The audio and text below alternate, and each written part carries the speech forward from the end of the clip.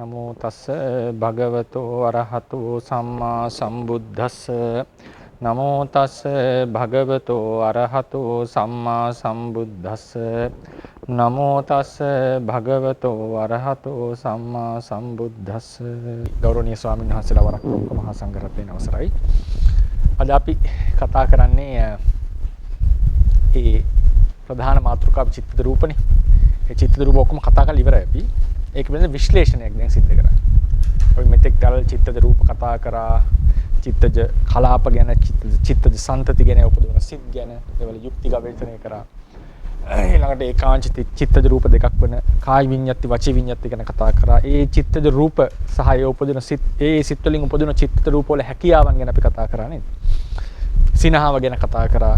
ඊට පස්සේ ඇඬීම ආදී සමහර කායික ක්‍රියා ගැන කතා කරා. මේ වගේ පාඩම් ලොකු ප්‍රදේශයක් අපි කතා කරා. දැන් මේ සියල්ලම කැටි කරලා අර සාමාන්‍යයෙන් එදිනෙදා අපිට එන ප්‍රශ්න ටිකක් මේක බොහෝ දුරට සාමාන්‍යයෙන් ගැඹුරින් දන්න අය මේ පාඩම් ටික තේරුම් අරන් ඇත්තේ. නමුත් යම් විශ්ලේෂණයක් කරන්න බලාපොරොත්තු වන දවස් කිහිපයක් යම් කිසි මාතෘකා කිහිපයක් යටතේ අද අපි කතා කරන්නේ ඒකේ කෘත්‍යයන් සම්බන්ධයෙන්. මේක කෘත්‍යයන් සම්බන්ධ මාතෘකාව ඊළඟ දවසට යනවා. ඒ චිත්තජ රූප වලින් කරන කෘත්‍යයන්, හැකියාවන් කෘත්‍යයන් කියලා අපි කතා කරා වැඩිපුර. නමුත් ඒක ගැන තව ටිකක් විශ්ලේෂණාත්මකව අපි කතා කරන්න යනවා. දැන් අපි චිත්තජ රූප වලින් hina වෙනවා, අඬනවානේ, නැටීම, ගැයීම ආදී ඒවා ගැන කතා කරා. ඒ විතරක් නෙමෙයි දැන් උදාහරණයකට සමහරෙන් තියෙන ප්‍රශ්න තියෙනවා. දැන් එදා හුවා එලවනකොට වාහනයක් එලවනවා වෙන දෙයක් හිත කෙනෙක් එක කතා කර. ඒ වගේ අවස්ථාවල කොහොමද සිද්ධ වෙන්නේ? සමහරට මදුරුවෙක් කොහොම එකපාරට ගිහිලා සමහර කෙනෙක් මදුරුවට ගහනවා. දැන් එකපාරට මෙතන වහලේ කඩම් වැටුනොත් අපි හිතේ දිනනවද නෑ? කෙලින්ම මෙතන ඉන්න කට්ටිය දුවනවා. එතකොට මේ වගේ ක්‍රියා මොනවද මේ? එකපාරට ප්‍රතීක ක්‍රියා වගේ එකපාරට අපෙන් සිද්ධ වෙන ක්‍රියා තියෙනවා. ඉතින් මේ වගේ සම්බන්ධයෙන් පොඩි විශ්ලේෂණයක් කිරීම තමයි බලාපොරොත්තු වෙන්නේ. ඒක කෘත්‍යයන් සම්බන්ධයෙන්. ඊළඟට මම කතා කරනවා ඒ චිත්තජ රූප සම්බන්ධයෙන් තියෙන තවත් විශේෂ මාතෘකාවක් තමයි මේ කර්මද්වාර තුනෙන් දෙකක්ම රූපනේ. කාය විඤ්ඤාතිය සහ වචී විඤ්ඤාතිය. ඊළඟට ඒ වගේම තව මාතෘකාවක් වෙනවා. ඉදා මහත්මයෙක් අහපු විශේෂ ප්‍රශ්නයක් කොහොමද මේ කාරක දෘෂ්ටිය සහ චිත්තජ රූප අතර තියෙන සම්බන්ධය? නේද? අපි කියවා කාරක දෘෂ්ටිය ඇති වෙන ප්‍රධානම සාධකයක් විඤ්ඤාති දෙක. අපි සිතට අනුකූලව ක්‍රියා සිද්ධ වීම. කොහොමද මේ දෘෂ්ටි අපි ගැන විමසන්නේ කියන එක. ඒ වගේ මාතෘකා කිහිපයක් සම්බන්ධයෙන් අර කර්මජ රූප සම්බන්ධයෙන් අපි අමුතු ක්‍රමයකට පොඩ්ඩක් බැලුවානේ.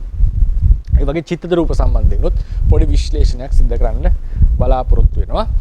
ඒකෙදි මුලින්ම මේ අවස්ථාව අපි කියලා තිනවා. මේ අවස්ථාවේ චිත්ත රූප පිළිබඳව තවත් ගැඹුරින් විශ්ලේෂණය කිරීම වැදගත් වෙනවා.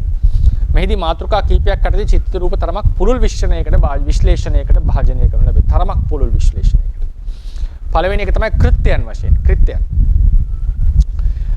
තේරවාදීන් අනුව චිත්තජ රූප යනු සත්ව ශරීරයක ඇති ඉතාම වැදගත් රූප කොටසකි. කොටස නෙවෙයි කොටසකි. ජීවත් වීමට වැදගත්ම රූප ටික මොකද්ද? කර්මජ. ප්‍රධානම වෙන්නේ කර්මජ. අනිත්‍යවත් වැදගත්. නමුත් මූලිකම සාරය වෙන්නේ, සාරය කියලා කියන්නේ වැදගත් දෙන්නේ කර්මජ. හරය මොකද්ද? සත්වයේ රූපයේ තියෙන හරය ඍතුජ. ප්‍රධාන හරය කෝ එක ඍතුජ රූප. ඒ ක්‍රියාකාරකම් කිරීමට අවශ්‍ය වෙන්නේ චිත්තජ. ශරීරය ශක්තිමත් කරලා ප්‍රබෝධමත් කරවන්නේ ආහාරජ රූප. ඔය තමයි රූප හතරේ කෘත්‍ය හතර. ජීවත් කරවන්නේ කර්මජ රූප වලින්. ප්‍රධාන හරය තමයි ඍතුජ රූප. ඒ ක්‍රියා කිරීමට උපකාර කරන්නේ චිත්තජ රූප. චිත්තජ රූප නැත්තම් ක්‍රියා කරන්නේ. ආහාරජ රූප තමයි මේක ප්‍රබෝධමත් කළා, පුෂ්ටිමත් කළා, වර්ධනයට උපකාර කරලා. හොඳට වර්ධනය වෙන්නේ කය ආහාරජ රූප නිසා. මහත් වෙනවා කියන එක නෙවෙයි මම මේ කියන්නේ. හොඳට කය වර්ධනය වෙනවා, ක්‍රියාත්මක වෙනවා. ඒ කියන්නේ හොඳට වැඩෙන්න පටන් ගන්න ආහාරජ රූප වලින් ලැබෙන උපකාරය නිසා. ඉතින් මේ අපි දැන් චිත්තජ රූප ගැන කතා කරන්නට ඕනේ කෘත්‍ය සම්බන්ධයෙන්. කෘත්‍ය සම්බන්ධයෙන්. ඒක සාමාන්‍යයෙන් ඔය දකුණු ඉන්දියාව පැත්තට එනකොට මේක කෘත්‍ය කියලා කියන්නේ. උතුරු ඉන්දියාව පැත්තට එනකොට ඒක රියන්නේ ඉරු කියන එක රී කියලා කියන්නේ. සංස්කෘත කියලා කියන්නේ. කෘත්‍ය කියලා සමහර උච්චාරණය කරනවා. ඒක ඒ ඉරුකාරය දකුණු ඉන්දියාව ලංකාව වගේ පැත්තට එනකොට රු කියන හඬෙන් සද්ද වෙන්නේ. උතුරු ඉන්දියාවේදී රී කියන හඬෙන් සද්ද වෙලා තියෙනවා. එතකොට දැන් මේකෙදි මම මාතෘකා කීපයක් කතා කරනවා. අද දවසේදී මාතෘකා අනුමාත්‍රෝ ටිකක් බලන්න. පළවෙනි පිටුවේ 339. කායික ඉරියව් දරා සිටීම කියන එක. අපි කතා කරා මොන සිත් වලින්ද ඉරියව් දරා සිටින්නේ කියලා. ඒක ගැන පොඩි විශ්ලේෂණයක් කරනවා. දරා සිටීම. ඊට පස්සේ කාය කියලා දාලා ඊළඟ පිටුවේ තියෙනවා නිල් පාටිලා චේතාන්විතව කාය කිරියාව වෙනස් කිරීම. මේ මාතෘකා දෙක තමයි අපි කතා කරන්නේ. චේතාන්විතව කාය කිරියාව වෙනස් කිරීම, කාය කිරියාව දරා සිටීම. අර චේතාන්විතව ඒ වෙනස් කිරීම තවත් කොටස් දෙකක් අපි ඉදිරියේදී කතා කරනවා ඊළඟ දවසේදී. ඒක අපි එදාට කතා කරමු. දැනට අපි කායික ඉරියව් දරා සිටීම සහ වෙනස් කිරීම. වෙනස් කිරීම යටතේ අපි කතා කරන්නේ චලනය ආදී ඉරියව් කිරීම. චලනය ආදී ඉරියව්.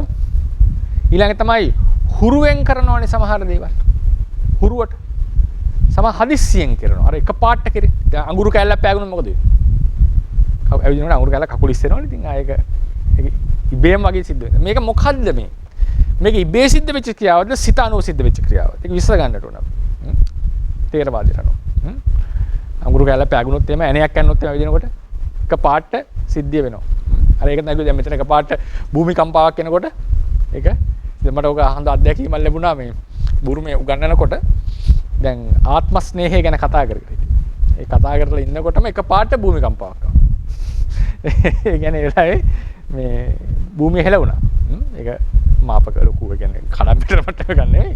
එතකොට ටිකක් ඒ මනස වලට දැනුණා ඒ නිකන් ඒක කියන්නේ තමන් ඉන්න පොළොවනේ හෙල්ලෙන්නේ. මම දැන් පිටරට ඉන්න අයට තමයි දැන්ලා ඇති ඔය අවස්ථා සමහර අත්දැකලත් ඇති.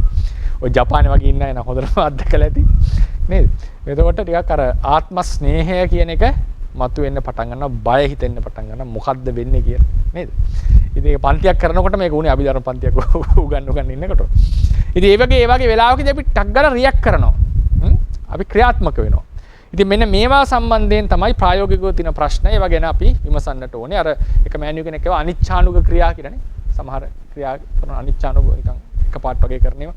ඒවා ගැන පොඩි විශ්ලේෂණයක් අපි කරගෙන යන් ප්‍රශ්න උත්තර අහනකොට අපිට සාකච්ඡාවකට යන්න පුළුවන්. කාය කිරියව් දරා සිටීම සහ වෙනස් කිරීම. මේක අපි විශ්ලේෂණය කරලා අපි කතා කරන්නේ චිත්තජ රූප වල කෘත්‍යයන් සම්බන්ධයෙන් කතා කරනවා. කෘත්‍ය. පළවෙනි එක තමයි ඉරියව් දරා සිටීම. සාමාන්‍යයෙන් ධර්මයේ හැටියට අපිට ඉරියව් කීයක් තියෙනවද? 4 ඉරියව් වල. නේද? මොනවද ඉරියව් 4? සක්මන, ඇවිදීම කියන එකනේ. ඒ සාමාන්‍ය සක්මන කියලා හාමුදුරුවන්ට විතරයි නේදන්නේ. සක්මන් කරනවා කියන්නේ ඇවිදිනවා කියන එක. ඇවිදින සක්මන ඊට පස්සේ හිඳීම සිටීම එතක හිඳීම සැතපීම. නිදා ගැනීම කියන එක නෙමෙයි මේ කියන්නේ සැතපීම. ඉඳගෙනත් නිදා ගන්න පුළුවන් නේ. නේද? සමහරවිට ඉඳගෙනත් අපිට නිින්ද යනවා. හිටගෙන නිින්ද යන අවස්ථා තියෙනවා. නේද? එතකොට සැතපීම කියලා කියන්නේ ඉරියව්ව අර දිගා කරන එක යම් කිසි ප්‍රශ්නයක. දැන් හිතන්න බලන්න මුලින්ම. ඉරියව් දරා සිටීම කියලා මෙතන අදහස් කරන්නේ ඉන්න ඉරියව්වෙන්ම එක දිගට ඉන්නවා කියන එක. ඉන්න ඉරියව්වෙම එක දිගට ඉන්නවා. ඇවිදීම කියන එක ඉරියව්වක් ලෙස ගත්තට මේක හැමතිස්සෙම වෙනස් වෙවි තියෙන එකක්. එක ඉරියව්වක් නෙවෙයි. අර රේරුකාංශස් ලස්සනට පැහැදිලි කරන ඇවිදිනකොට හැම පියවරක් ගායම සිටිනවා යනවා. සිටිනවා යනවානේ. මොහොතක් ගන්න. ඒ නිසා සිටීම කියන ඉරියව්ව, ඇවිදීම කියන ඉරියව්ව නිතරම වෙනස් වෙන එකක්. ඒක දරා සිටීමක් නෙමෙයි, මේක සිද්ධ කිරීමක්. ඒ කියන්නේ දෙවෙනි මාතෘකාවට. ඉරියව් වෙනස් වෙන චේතාන්විතව ඉරියව් වෙනස් කිරීම මාතෘකාවට මේ කියන්නේ. ඉරියව් දරා සිටීමකට අපදලා දාලා වෙන්නේ සිටීම සහ හිඳීම. සැතපීම දැන් මේ අපි කතා කරන චිත්තජ රූප එක්ක සම්බන්ධින් සිතේ සම්බන්ධය ඇතුව සිද්ධ වෙන එක. අපි පස්සෙ දැනගන්නවා සැතපීම කියන එකට 아무තු සිතක් ඕනේ නැහැ. ඒ කියන්නේ මරුණමත් සැතපීලා ඉන්නේ. සැතපීනවා කියන එකට 아무තු සිතක් අවශ්‍ය නැහැ ඉරියව්වට. දැන් ඉඳගෙන ඉඳලා මැරෙන්නේ නැහැ සමහර අවස්ථා තියෙනවා මැරිලා හැම හිටපු අවස්ථා අර ඒ ඉරියව්වේ තියෙන සමබරතාවයේ උඩ නේද සමහර පසේ බුදුවරු හේතු වෙලා පිරුණම් පාව කියලා කියන්නේ පිට හේතු වෙලා ඒ වුණත් අර බර වෙනවා දැන් හිටගෙනම මැරිලා හිටගෙන ඉන්න මිනිහෙක් නැහැනේ සාමාන්‍ය අනිවාර්යෙන් වැටෙනවාමනේ මැරිලත් නොසෙල්ලු ඉන්න කෙනා කියලා එකක් නැහැ සාමාන්‍ය ඒ නිසා මේ සැතපීම කියන ඉරියව්වට 아무තු සිත් ටිකක් ඕනේ ඒක පෘෂ්ඨයේ විසින් ඒ කය දරාගෙන සිටිනවා ඉඳගෙන ඉන්නකොටත් පුටුවකට හේතු වෙලා නිින්ද යනවා වෙන්න පුළුවන්. ඒතර පුටුවෙන් එක දරාගෙන සිටින්න. මේ කතා කරන්නේ හොඳ පිට දෙන්නේ නැතුව ඉඳගෙන හිටියොත්. ඒතකොට සාමාන්‍යයෙන් නිින්ද ගියොත් වැටෙන්නට ඕනේ. ඉතින් මෙන්න මේ සිටීම සහ ඉඳීම කියන ඉරියව් දෙක දරා සිටින්නේ චිත්තජ රූපවලින්. දරා සිටින්නේ චිත්තජ රූපවලින්. මේ කොහොමද අපි තේරුම් ගන්නට ඕනේ? දැන් මේ වෙලාවේදී අපි හිතමු හිටගෙන ඉන්නකොට කවුරු හරි කතා කරනවා. දැන් මං හිටගෙන කතා කරනවා. හිටගෙන කතා කරනවා. මොකද හිතන්නේ? මේ හිටගෙන ඉඳලා කතා කරනවා හැමතිස්සෙම හිතන්න ඕනේද හිටගෙන ඉන්නවා කියලා? නෑ. හිටගෙන ආයාසයෙන් මං කරන්නේ. එහෙම කරන්නේ නෑ. සම්පූර්ණයෙන් කතා අවධානය දෙන්නේ කතාවට. හිටගෙන භාවනා කරනවානේ සමහර. නේ සිටගෙන භාවනා කරනවා. ඒ සිටගෙන භාවනා කරනකොට සම්පූර්ණ අවධානය භාවනා අරමුණේ තියෙන. සමහරු ධානය වලට සමවදිනවා හිටගෙන. දැන් සාරිපුත්‍ර ස්වාමීන් වහන්සේනේ පිණ්ඩපාති ගිහිල්ලා නිරෝධ සමාපත්තියට සමවදිනවා. සුභූති ස්වාමීන් වහන්සේ මෛත්‍රී ධානයට සමවදිනවා. මෙත්තා විහාරයෙන් අතර අග්‍ර වුණේ ඒකනේ. නේද? උන්වහන්සේ දායකයන්ගේ පිණ්ඩපාතයේ මහත්ඵල කිරීම සඳහා මොහොතකට කලින් මෛත්‍රියට සමවදිනවා. සාරිපුත්‍ර ස්වාමීන් වහන්සේ නිරෝධයට සමවදිනවා. ඒතර හිතගෙනත් ධානය වලට සමවදින්නට පුළුවන්. ඒතර ඒ වගේ අවස්ථාව සම්පූර්ණයෙන් අවධානයේ තියෙන අරමුණේ. හිටගෙන අපි එක එක දේවල් හිතන්නේ නැද්ද? নানা දේවල් හිතනවා. ඒතර අපිට අවධානය නැහැ මේ සිටීම සම්බන්ධයෙන්. හැබැයි ඒත් තාම අපි හිටගෙන ඉන්නවා. වැටෙන්නේ නැහැ. අපි নানা ප්‍රකාර දේවල් හිටගෙන හිතුවට අපි හිටගෙන ඉරියව් ඉන්නවා. අපි සම්පූර්ණයෙන් හුස්මට අවධානය දීලා හිටියොත් එහෙම වැටෙන්නේ නැහැ. ඒක හොඳට හිටගෙන ඉන්නවා. සමහර අවස්ථාවල පොඩ්ඩක් බැලන්ස් නැති වෙච්ච අවස්ථා සමහර කෙනෙක්ට තියෙනවා වෙන්න පුළුවන්. සාමාන්‍යයෙන් හොඳ අවධානයෙන් හිටියා වුණාට වැටීමක් සිද්ධ වෙනවා. ඒකට හේතුව මොකද්ද? දැන් උදාහරණයක් කතා කරන එක ගන්නවා. කතා කරන්නේ අපි මොනවලින්ද විඤ්ඤාප්ති උපදවන්නේ. නේද? මේ හරිය විඤ්ඤාප්ති උපදවන්නේ. කාය වාක් විඤ්ඤාප්ති උපදවන්නේ මේ කතාව සිද්ධ කරනවා. ඒක සම්පූර්ණ මගේ අවධානය තියෙන්නේ මොකේද? කතාවට. ඒ කතාවට අවධානය දීගෙන ඉන්නකොට මගේ කය ඉබේ හිටගෙන තියෙනවා. හිටවිලා තියෙනවා. ඒකට හේතුව මොකද්ද? කතා කරන්නට වැය වෙන සිත් වලින් කතා කිරීමේ ක්‍රියාවට අමතරව සිටීම දරාගෙන සිටින චිත්තද රූප ටිකකුත් උපද්දවනවා. නැවත කියන්න. කතාව සිද්ධ කරන්නට වැය වෙනවනේ යම් රූප ටිකක්, සිත් ටිකක්. ඒ සිත් ටිකෙන් කතාවට අමතරව සිටීම දරාගෙන සිටින රූප ටිකකුත් ඉපද්ද වෙනවා. චිත්තජ රූප. විශේෂයෙන් මතක තියාගන්න මේක කරන්නේ වායෝ ධාතුව අධික රූප වලින්. වායෝ ධාතුව අධික රූප වලින් තමයි චලනය වෙන්නේ. ඉරියව්ව දරා සිටින්නේ. ඉරියව්ව දරා සිටින්නේ ඒ වායෝ ධාතුක අධික රූප වලින්. දැන් ওই මහසී ෂැඩෝ ඔය පොතේ විස්තර කරනවා අර හිටගෙන ඉන්නකොට අර තියෙනනේ මහසී ක්‍රම හැටියට හිටිනවා ඉඳිනවා කියලා මෙනෙහි කරනවානේ. ඉන්නේ ඉරියව්ව මෙනෙහි කරන පිම්බීමට හැකිලීමට අමතරව පරමාර්ථ ධර්මයක් අරමුණු කරන්න යන්නේ. එතකොට සාමාන්‍යයෙන් යෝගියාට සිහිය වර්ධනය වෙනකොට අරමුණු වෙන්නේ වායු කඳ. වායු කඳක් අරමුණු සමහරුන්ට. ඒ කියන්නේ අර දැකලා තියෙනව නේද මේ මොකද හුලම් පුරෝපු ක්ලවුන්ලා වගේ අර ඉන්නේ. අර ගුරුත්ව කේන්දරේ දින කොහොම දැම්මත් අර ටක් ගාලා මෙහෙම එන එකක් ඉන්නවා. අර පාරේ යනකොට හුලම් බටෙන් උඩ ගන්නකොට නේද අර මෙහෙම හෙලවි ඉන්නේ නේද? වායු කඳක් යනකොට නේද? ඒ වගේ මේ කය යෝගියාට වැටහෙන්නේ මේ සමාධිය දියුණු වෙනකොට මේක පිම්බිච්ච දෙයක් හුලම් පුරෝපු බටයක් මෙහෙම තියෙනවා වගේ. ඒ අත්දැකීම් ලැබුවා ඇති සමහර විට හුලම් පුරෝපු බටයක් මෙහෙම දරාගෙන සිටිනවා වගේ. ඒ තමයි චිත්තජ වායෝ ධාතුව. ඒ චිත්තජ වායෝ ධාතුව මේක දරාගෙන සිටිනවා. හරියට කොට්ටයක් දරාගෙන ඉන්නවා වගේ, කොට්ටේ තියෙන පුළුන් ටික දරන් ඉන්නවා වගේ මේ කය වැටෙන්න දෙන්නේ නැතුව දරාගෙන සිටිනවා. තේරවාද අභිධර්ම ක්‍රමයට මේක විස්තර කරන්නේ මෙහෙමයි. ඒක උපදවන්නේ අර පහළ වෙන සිත් වලින්. සමහර වෙලාවට කතා කරන්නේ වෙලාවේ කතා කරනකොට කාය විඤ්ඤාප්ති වචී විඤ්ඤාප්ති මෙතන හට ගන්නවා. නමුත් මුළු කයමත් දරාගෙන රූප ටිකක් එයා ඉබේම ඇති කරනවා. ඉබේ ඇති කරනගෙන එයා විසින් ඇති කරනවා. දැන් භාවනා කරනවා. බුදු ගුණ සිහි කර අපි ඉන්නවා. ඒ බුදු ගුණ සිහි කර ඉන්නකොට අරමුණ තියෙන්නේ බුදු ගුණ වල. සම්පූර්ණ යොමු වෙලා තියෙන බුදු ගුණ වලට. නමුත් ඒ වෙලාවේ අර කය දරාගෙන ඉන්න වායෝ ධාතුව අධික චලනය වෙන වායෝ ධාතුව නෙමෙයි මේකේ දරාගෙන ඉන්න. වායෝ ධාතුවක් වැඩිපුර ඇති වෙලා රූපකය දරාගෙන සිටිනවා. ඒ නිසා තමයි කතා කරමින් සිටගෙන සිටිනකොට වෙන ක්‍රියාවක් කරමින් සිටගෙන සිටිනකොට ඉඳගෙන සිටිනකොට ඉඳගෙන භාවනා කරනකොට මේ ආදී දේවල් සිද්ධ කරනකොට අවධානයේ වෙන දෙයක් වුණත් මේ ඉරියව්ව දරාගෙන සිටීම කියන එක සිද්ධ වෙනවා ඒ අවස්ථාවේ. මේකේ සත්‍යයන්ට ඉතා වැදගත් දෙයක් නේද? දැන් අපි හැමතිස්සෙම ඉන්න ඉරියව්වක් පාසා හිත යොමු කර ඉන්න උනා නම් හිතන්න අපිට හරි අමාරුයි නේද? හැමතිස්සෙම හිතනවා මේක වෙනවා කියලා අපිට ධානයකට එහෙම සමාදින්න බෑ කවදාවත්. එහෙම ගැඹුරු භාවනාවකට යන්න බැරි වෙනවා. දැන් සක්මන් කර ධානය වලට සමාදින්න බෑ. නේ? අයි මොකද ඒ අවධානය සම්පූර්ණයෙන් යන්න ඕනේ ධානයට. සක්මන් කරමින් ධානයට යන්න බෑ. සක්මන් කරමින් ධාන සමාපත්තියට යන්න බෑ. මොකද ඒකෙන් එළියට එන්න ඕනේ. මොකද අවධානයේ දී යුතුයමයි ඇවිදින්නට. ඇවිදින්නට අවධානය දිය යුතුමයි ඇවිදිනකොට. සිටීමේදී ඉඳීමේදී අවශ්‍ය නැහැ. සිටීමේදී ඉඳීමේ වෙන අවධානයක් තියෙන්නේ. නමුත් ඉරියව්ව දරාගෙන සිටිනවා. ඉබේ ඉරියව්ව දැරෙනවා. ඒක හේතුව මොකද්ද? ඒ සිත විසින් උපදවන චිත්තජ රූපය. කොහොමද මේක අපි යුක්තියක් ගැන හිතන්නේ? තේරවාද ක්‍රමයේ හැටියට. තේරවාද ණයෙන් යුක්තිය හිතන්නේ කොහොමද? දැන් ඉඳගෙන හෝ සිටීම හෝ ඉඳීම කරගෙන ඉන්නකොට ඒ ඉරියව්ව දරන්න සිතේ බලපෑම තේරුම් ගන්න තමයි හදිස්සිය නිින්ද යෑම. හදිස්සිය නිින්ද ගියොත් මොකද වෙන්නේ?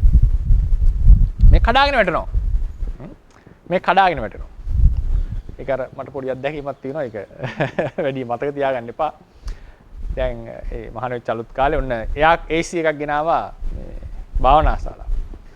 දානේ වන්දනට ගිහිල්ලා අපි විශේෂයෙන් AC එක දැන් ඔන් කරලා තිනකොට වාඩි වෙලා හිටියා. භාවනා කරන ටික වෙලාවකින් මම උරහිස් දෙනවා.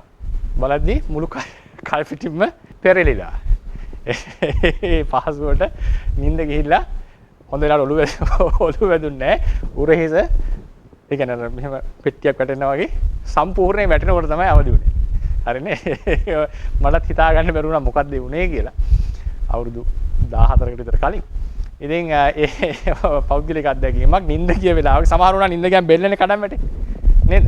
නිින්ද ගියා මේක එහෙම නෙවෙයි. ඒ තරම් ගැඹුරු නිින්දකටපත් වෙලා මුළු කය මැදිලා මේ උරහිස වැදිනකොට තමයි ඇහැරුනේ.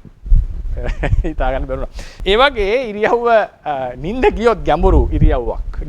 ගැඹුරට නිින්ද ගියොත් සම්පූර්ණ ඉරියව්වම කඩාගෙන වැටෙනවා. සම්පූර්ණ ඉරියව්වම කඩාගෙන යනවා. ඒකෙන් මොකක්ද තේරවාදී අපි ඉස්සර කරන්නේ කොහොමද? නිින්ද යනවා යනු මොන සිද්ද වැඩිපුර පහළ වෙන්නේ? භවංග සිද්ද. ගැඹුරු නිින්දෙදී දැන් අපිට උනා වගේ එක ගැඹුරු නිින්දකට ගියා නම් සම්පූර්ණ භවංග සිද්ද. එතකොට මේ භවංග සිත් වලින් ඉන්නකොට මේ ඉඳීම සිටීම කියන ඉරියව්ව දැරෙන්නේ නැහැ. ඒක කඩම් වැටෙනවා. ඒක දරන්නට බෑ. අනිත් සිත් වලින් ජාගරණ සිත් කියලා කියනවා. අපි ජාගර සිත් කියලා කියන්නේ නිදා ගන්න සිත්. ජාගර සිත්. ජාගරණ සිත් කියලා කියන්න පුළුවන්. ජාගරණ සිත්. මේ කියන්නේ ජාගරණ සිත් කියලා කියන්නේ නිදි මරණ සිත් කියන එක නෙවෙයි. ඇහැරිලා ඉන්නකොට පහළ වෙන සිත් තියෙනවා. ජාගරණ සිත් තියෙනවා, නින්දේ තියෙන සිත් තියෙනවා, සුපින සිත් කියලා එකක්. සුපින සිත් ටිකක් වෙනස් මේකට. නිදා, ඒ කියන්නේ හීන දකින්න සිත්. අපි ඒක ඉදිරියේදී කතා කරනවා. සිහින දකින්නකොට ජාගර සහ නින්දේදී නිද්දාවේදී පහළ නිද්දා කියලා කියන්නේ පාලියෙන් නින්ද කියන එකට නිද්දාවට පහළ වෙනවා යනු නිදා ගන්න අවස්ථාවවලදී සම්පූර්ණයෙන් පහළවන්නේ භවංග සිත්. ඒ භවංග සිත් පහළ වෙනකොට ඉරියව්ව දරාගෙන ඉඳීමක් කෙරෙන්නේ නැත. ජාගරණ සිත්වල වෙන අවධානයක් හිටියත් ඉරියව්ව දර. දැන් බලන්න නිදාගෙන ඉන්නකොට අවධානය ඉරියව්ව නෙවෙයිනේ. නිදාගෙන ඉන්නකොට වෙන නිමිත්තක්. තේරවාදී හැටියට කර්ම නිමිත්ත, ගති නිමිත්ත තමයි අරමුණු වෙන්නේ. නිදාගෙන ඉන්නකොට. අපි ධානයකට සමවදිනකොටත් වෙන නිමිත්තක්. එතකොට මේ හැම අවස් දෙකේම අරමුණ වෙනස්. අවධානයක් නැහැ. නමුත් ඇහැරිලා ඉන්නකොට අවධානය නැති වුණත් ඉරියව්ව පවතිනවා. නිදාගෙන ඉන්නකොට අවධානය නැති වුණොත් ඉරියව්ව වැටෙනවා. සිත් දෙක වෙනස් තේරවාදී හැටියට. තේරවාදී ඇතුළේ ඉඳලා විස්තර කරමු. පිටින් ඉඳන් විස්තර කරන්න බෑ මේ ක්‍රමයට. මේ යුක්තිය හොයන්නේ තේරවාදී ඇතුළේ ඉඳලම. තේරවාදී ඇතුළේ ඉඳලා බැලුවම සිත් දෙක වෙනස්. ඒ කියන්නේ අපි කියමුකෝ ජාගර සිත්, නිද්දා සිත්. සිටිනකොට ජාගර සිත් වලින් සිටිනවා. නිද්දා සිත්. නින්දේදී පහළ වෙන සිත් භවංග සිත්. මේකම ඉරියව්ව. එතන මේකෙදි වෙන්නේ මොකද්ද? ඉරියව්ව දරා සිටි. මේකෙදි ඉරියව්ව කඩා වැටි.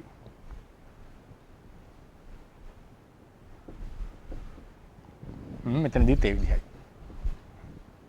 ජාගර සිත්, නිද්දා සිත් වලදී මේක ඉරියව්ව දරා සිටි. මෙතනදී කඩා වැටි. මේකෙන් ගම්ම වෙන්නේ මොකද්ද? මේ ජාගර සිත්වලත් අරමුණ වෙන එකක්. නිද්දා සිතෙත් අරමුණ වෙන එකක්. ඉරියව්ව නෙවෙයි අරමුණ.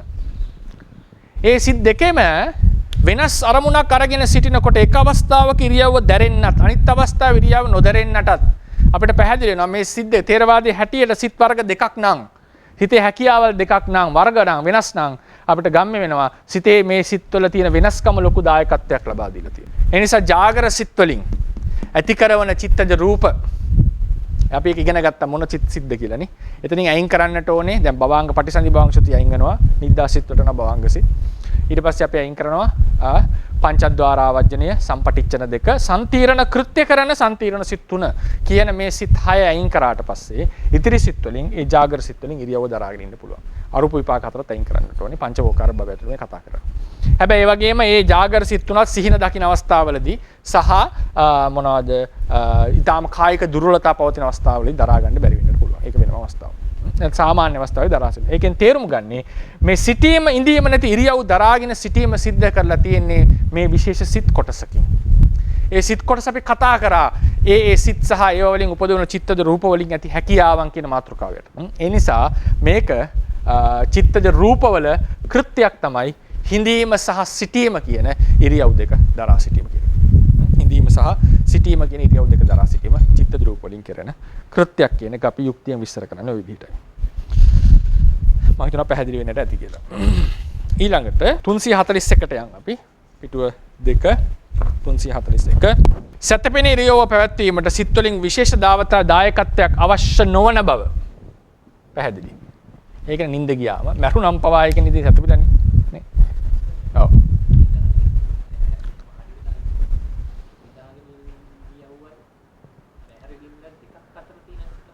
ඒ කියන්නේ මේ කියන්නේ සතපිලා ඉන්නකොටද? ඔව්.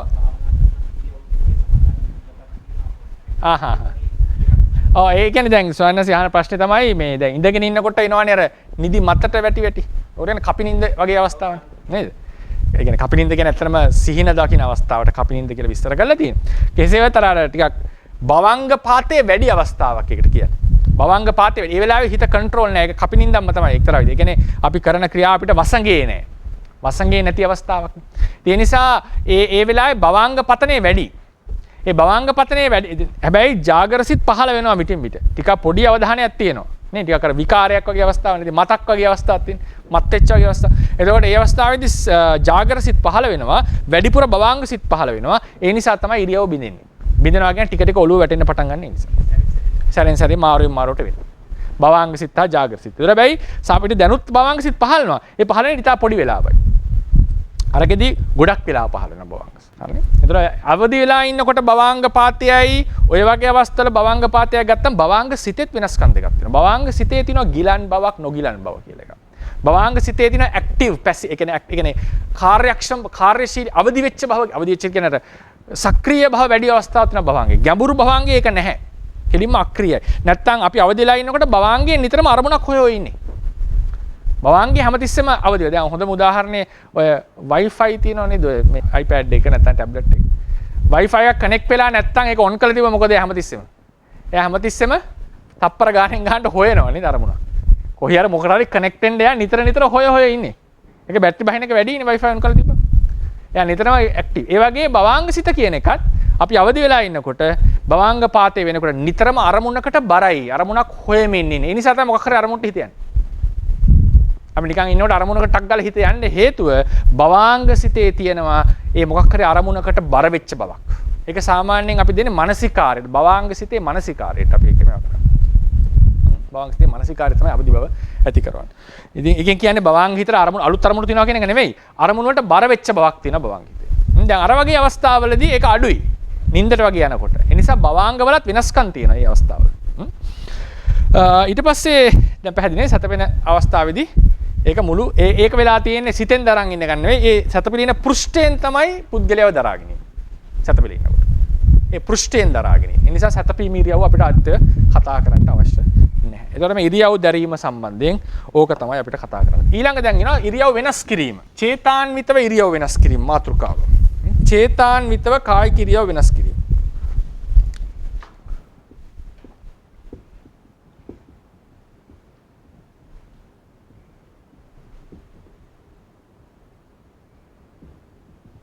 හිතලා සිත යොදලා ඉරියව් වෙනස් කිරීම. හිත යොදලා කොටස් පහකට කඩලා තියෙනවා. 342 සත්වයන් චේතාන්විත ඉරියව් වෙනස් කරන අවස්ථා කිහිපයක් දැක්විය හැකියි. සියල්ල නෙවෙයි මේ. චලනයේ අනෙකුත් සාමාන්‍ය ශාරීරික ක්‍රියාකාරකම් සිදු කිරීම. ඒ කියන්නේ ඇවිදිනවා, දුවනවා, කනවා, බොනවා නේද? ඊට පස්සේ වාහන එලවනවා, කතා බහ කරනවා, ඔක්කොම ක්‍රියාකාරකම්. හදිස්සියෙම යම් ක්‍රියා සිදු කරනවා. එකපාරට හුරුව නිසා. දැන් මහත් එක්ක වෙන හුරුවට කකුල හොල්ලනවා නේ. සමහරලාට දන්නේ නැතුව සින්දු කියනවා. නේද? සමහරලාට මට ගාථා කියවෙනවා එකපාරට නේ. දන්නෙත් නැහැ කමලාට හුරු වුණොත් එහෙම කියවෙනවා ඒ වගේ දේවල්. සමහර කායික ක්‍රියාකාරකම් අවධානයක් නැතුව වගේ සිද්ධ වෙනවා. මොකද්ද මේ වෙලාවේ මොකද්ද වෙලා තියෙන්නේ? ඊට පස්සේ ආයෙත් 이르දි බලෙන් අහසට යනවා. මම මේක අනිත් දවසේ කතා කරන්නේ. ඒක ලහු සංඤංච සුඛ සංඤංච ලහු සංඤංචනේ විශේෂයි ඒ කෘත්‍යය. කය සැහැල්ලු කරන එකක් කරනවා. 이르දි බලෙන්. ඒක බලන්න පටිසම්භිදා මාර්ගයේ අර තේසත්ත්‍ය ඥාන වල තියෙන නේද? ඉද්ධිවිදේ ඥානං කියලා නේද? ඒක විශේෂ කෘත්‍යයක්. සාමාන්‍ය කෘත්‍යයක් නෙවෙයි. පාවෙනවා කියන එක විශේෂයි නේ. ආසුඩ පාවෙන්න බෑනේ මිනිහ. ඒක විශේෂයි. නමුත් ඒක කය හිතෙන් කරන කෘත්‍යයක්. ඒ කාය විඤ්ඤාතියෙන් තමයි උඩට යන්නේ. ඉරියව්. ඊට පස්සේ හීනෙන් යම් ක්‍රියාකාරකම් සිද්ධ කරනවා. නේද? අර සුක්ඛ විසාරි ශික්ෂාපදේ අත්තිබික්කවේ චේතනායත්. චේතනාවක් තියෙනවා. හිතලා කරන්නේ ක්‍රියාව. නමුත් ඒක අවිශේෂ නිසා ඒක වෙනස් එකක්. එතනත් හැබැයි වෙනවද නැද්ද? වෙනවා. හීනෙන් කරන ක්‍රියාකාරකම් වලින් අකුසල් සිද්ධ වෙනවා. කුසල් සිද්ධ වෙනවා. සිහින සිත් කුසල් හෝ අකුසල් හෝ අව්‍යාකත. අව්‍යාකත වෙන්නේ මොකක් නිසාද? මනෝද්වාරා වජ්ජන සිත නිසා. අනිසිත කුසල් හෝ අකුසල්. මොකද රහතුන්ට හින පේන්නේ නැහැ. කර්මපත වෙන්නේ නැහැ. ඇවැත් වෙන්නේ නැහැ. ඒක වෙනම සිද්ධියක්. නමුත් අභිධර්ම ක්‍රමයෙන් කුසල් හෝ අකුසල්. ඒකෙන් ක්‍රියාකාරකම් සිද්ධ වෙන අවස්ථාව. මෙන්න මේ කියන ඒවා තමයි චේතාන්විතව ක්‍රියා සිද්ධ කිරීම කියලා කියන්නේ. මේ වලින් අපි අන්තිම දෙක අනිත් දවසේ කතා කරනවා. ඊට අමතරව තවත් මාතෘකා කීපයක් එනවා. මේ කෘත්‍යයන් සම්බන්ධයෙන් කතා කරනවා. මම හුස්ම ගැනීම සම්බන්ධයෙන් පොඩි කොටස් ටිකක් තියෙනවා. ඒ වගේ මාතෘකා කීපයක් අපි කතා කරනවා. එතකොට ඒකෙදී පළවෙනි එක චලනය සහ අනිකුත් සාමාන්‍ය ශාරීරික ක්‍රියාකාරකම්. චලනය සහ කායික ක්‍රියාකාරකම්. මේකේ අනුමාතෘකාව. චලනය සහ කායික ක්‍රියාකාරකම්. චලනය කියන්නේ මොකක්ද? සත්‍යයක තියෙන මූලිකම ලක්ෂණයක් නේ සාමාන්‍යයෙන් නේද? චලනය කරන්නට පුළුවන්. ශාක වලට නැති ලක්ෂණයක්. නේ? ඒකට මොබයිල් යන්න පුළුවන් තනින් තැනට. සත්වයක තියෙන ලක්ෂණයක්. ඒක යන එකේ හිමින් අඩු වැඩි තියෙන ගොළු බෙල්ලයි ඉබ්බා වගේ හිමින් යන සත්වයෝ ඉන්නවා. වේගෙන් යන සත්වයෝ තියෙනවා. නමුත් චලනය වෙන්න පුළුවන් සාමාන්‍ය සතෙක්ට. එතකොට චලනය කරන අපි සාමාන්‍ය මිනිස්සෙක් ගත්තම සක්මන කතා කරනවා. දෙවියෙක් ගත්තොත් අහසින් යන අවස්ථා තියෙනවා. මේ සමහරු දුවන අවස්ථා, බඩ ගන්න අවස්ථා, සමහර සත්වයෝ පැන යන අවස්ථා තියෙනවා නේ. එක එක ක්‍රියාක දන ගන්න අවස්ථා තියෙනවා. මේ හැම එකක්ම චලනය. කායික ක්‍රියාකාරමුත් එක්තරා චලන තමයි. අපි සිවුර පොරවනවා. අපි අතපය දිගාරනවා, කනවා, බොනවා නේද? ඊට පස්සේ අද කාලේ වාහන එලවනවා. තව කට්ටියක් ගහ ගන්නවා. මේ ඔක්කොම කායික ක්‍රියාකාරක. මේ සියල්ලම සිද්ධ වෙන්නේ චේතාන්විතව. හිතලා කරන්නේ. හිතලා. සිත යෙදෙනවා කියන එකයි මේකේ තේරුම. සිත යෙදෙන්නට ඕනේ. ඒවා වල අකුසල පැත්තෙන් ප්‍රබල දුර්වලතාවය වෙනයි. දැන් සමහරලාට මෙහෙම තියෙනවා. දැන් අපි ඇවිදිනකොට සතෙක් පෑගෙනවා. ඇවිදීම චේතාන්විතව කරේ, සතා මැරීම චේතාන්විතව නෙවෙයි. සතා මැරීමේ චේතනාවක් තිබුණේ නැහැ. ඒ නිසා ප්‍රාණඝාතයක් වෙන්නේ නැහැ. නමුත් කකුල තිබ්බේ හිතලාද කියලා තෝ අවිද්‍යාව හිතලා මතලා. ඒතොර ඒ වගේ අවස්ථාවලදී අපි කතා කරන්නේ කර්මයක්, ඒ සතා මැරීම නැමැති සිද්ධිය නිසා ඔබට කර්මයක් රැස් වුණාද නැහැ. මොකද ඒකට සිත යෙදුන්නේ නැති නිසා. සතා මරන්න හිතපු නැති නිසා. හැබැයි ඇවිද්ද හිතලාද? ඔව් ඇවිද්ද හිතලා. ඇවිද්ද හිතලා. ඒවයි කඩා ගන්නට පුළුවන් වෙනකොට අපිට.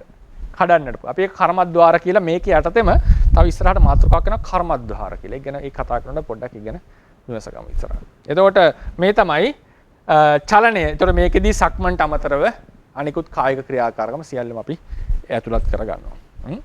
එතකොට මේකෙදී අපි ඉස්සලම සක්මන සතර ඉරියව්වේ දැන් හිඳීමයි හිටීමයි සතපීමයි ගැන කතා කරානේ. නේද? සක්මන කියන එක ගත්තොත් සක්මන් කරන දැන් හිටගෙන කතා කරනකොට සිටීමට අවධානයක් නැහැ. කතාවටයි අවධානය දෙන්නේ. හිතීම සිබේ සිද්ධ වෙනවා චිත්ත දරූප නිසා. නමුත් සක්මන කියන එක එහෙම නෙවෙයි. සක්මන් කර කතා කරන්න පුළුවන්. සක්මන් කර බුදු ගුණ වඩන්නට පුළුවන්. සක්මන් කර ලෝකෙ නැති දේවල් හිතන්නට පුළුවන්. හැබැයි එතනදී වෙන්නේ මාරුවෙන් මාරුවට සිත් පහළ වෙනවා. සක්මන් කරන්නට අවධානය දීපු සිත් පහළ වෙනවා. අර වගේ දේවල් හිතන්නට පහළ වෙන සිත් ටිකක් පහළ වෙනවා. නැත්නම් බුදු ගුණ අරමුණු කරපු සිත් ටික පහළ වෙනවා. ආපහු සක්මනට, ආපහු අරමුණට, ආපහු සක්මනට, ඇවිදීමට. ආපහු සක්මන කියලා කියන්නේ ඇවිදිනවා කියන එකට, ඇවිදිනවා කියන අදහස ක්‍රියාවට හෝ කකුලට ඔසවනකොට, පාදයට. මේ වගේ මාරුවෙන් මාරුවට සිත් පහළ වෙනවා ඒ ක්‍රියාවට යොමු වෙච්ච සහ අනෙක් අරමුණු වලට යොමු වෙච්ච. දැන් සක්මන් කරන මොකක් හරි හිතෙනවනේ අපිනේ. සාමාන්‍ය මුළු සක්මනටම හිත යොදලා කරන්නේදී ගොඩාක් සතිවන්ත කෙනෙක් තමයි එම සිද්ධියක් සිද්ධ වෙන්නේ. නැත්නම් අනිත් වෙලාවට වෙන්නේ එක එක සිත් යනවා. හැබැයි මතක තියාගන්න හැම පියවරක්ම හිතා මතයි තබලා තියෙනවා. සිතා මතා තබු පියවරවල. ඒකට හේතුව මොකක්ද? ඒකට හේතුව තමයි පියවරක් තබන කාලය ඇතුළතදී අපි කියමු පියවරක් තබන්න කොච්චරයි සම තප්පරයක් නෑ නේ. තප්පරෙන් භාගයක්. තප්පරෙන් තප්පරේ පියවර තියදී ගියා හිතන්න. තප්පරෙන් තප්පරේ පියවර තියදී යනකොට යම් වේගයකින් සිත් ලක්ෂ ගාණක් කෝටි ගාණක් පහළ වෙන තේරවාදයේ හැටියට. ඒකෙන් සිත් කොටසයි මේ සක්මනට වැය වෙන්නේ. සක්මන් කරනවා අපි කතා කරන්නේ කාය විඤ්ඤාස ඒ සිත සමගම වායෝ ධාතුවක් හටගත්තා. ඒ වායෝ ධාතුව වෙන විඤ්ඤාති රූපයක්. ඒ විඤ්ඤාතියේ වායෝ සිතෙන් අරමුණු කරපු දිශාවට වායෝ ධාතුව යොමු කරනවා නේද? ඒ නිසා චිත්තද රූප ටික සහ ඍතු රූප ටික ඉදිරියෙන් පහළ. මේක තමයි සක්මන් කරනවා කියලා කියන්නේ. මේ සක්මනට සඳහා යම් සිත් කොටසක් වැය වෙනවා. හැබැයි ඒ අතරතුරේදී වෙන සිත් ටිකුත් නැහැ. ඒ කියන්නේ ඒ තරම් සිත් පහළ වෙනවා. දැන් මේ සක්මනට පහළ වෙන සිත් නිල් පාටෙන් අපි යන්දොත් දැන් සක්මන අරමුණු කරමින් සක්මන් කිරීම සම්බන්ධයෙන් සිත් ටිකක් පහළ වෙනවා. පංචද්වාරික නෙවෙයිනේ. මනෝද්වාරික වෙන්න එපා ඉරියව් පවත්වනවානේ. ඒ අතරතුරේදී වෙන රූප දකින්න. මොනවා හරි වටේ තියෙන කොළ කැලි ටිකක් දකින්න. ඊළඟට පංචද්වාරික සිත් පහළ වෙනවා. ඒකෙන් අර ඉරියව් පවත්වන්නේ නැහැ. ඊට මනෝද්වාරිකයව සම්බන්ධයෙන් සිතිවිලි පහළ වෙනවා. එක්ක හිතනවා මේක දැන් පිරිසුදු කරලා නැහැ, අතු ගාලා නැහැ, මොකක් හරි එහෙම සිතිවිල්ලක් එනවා.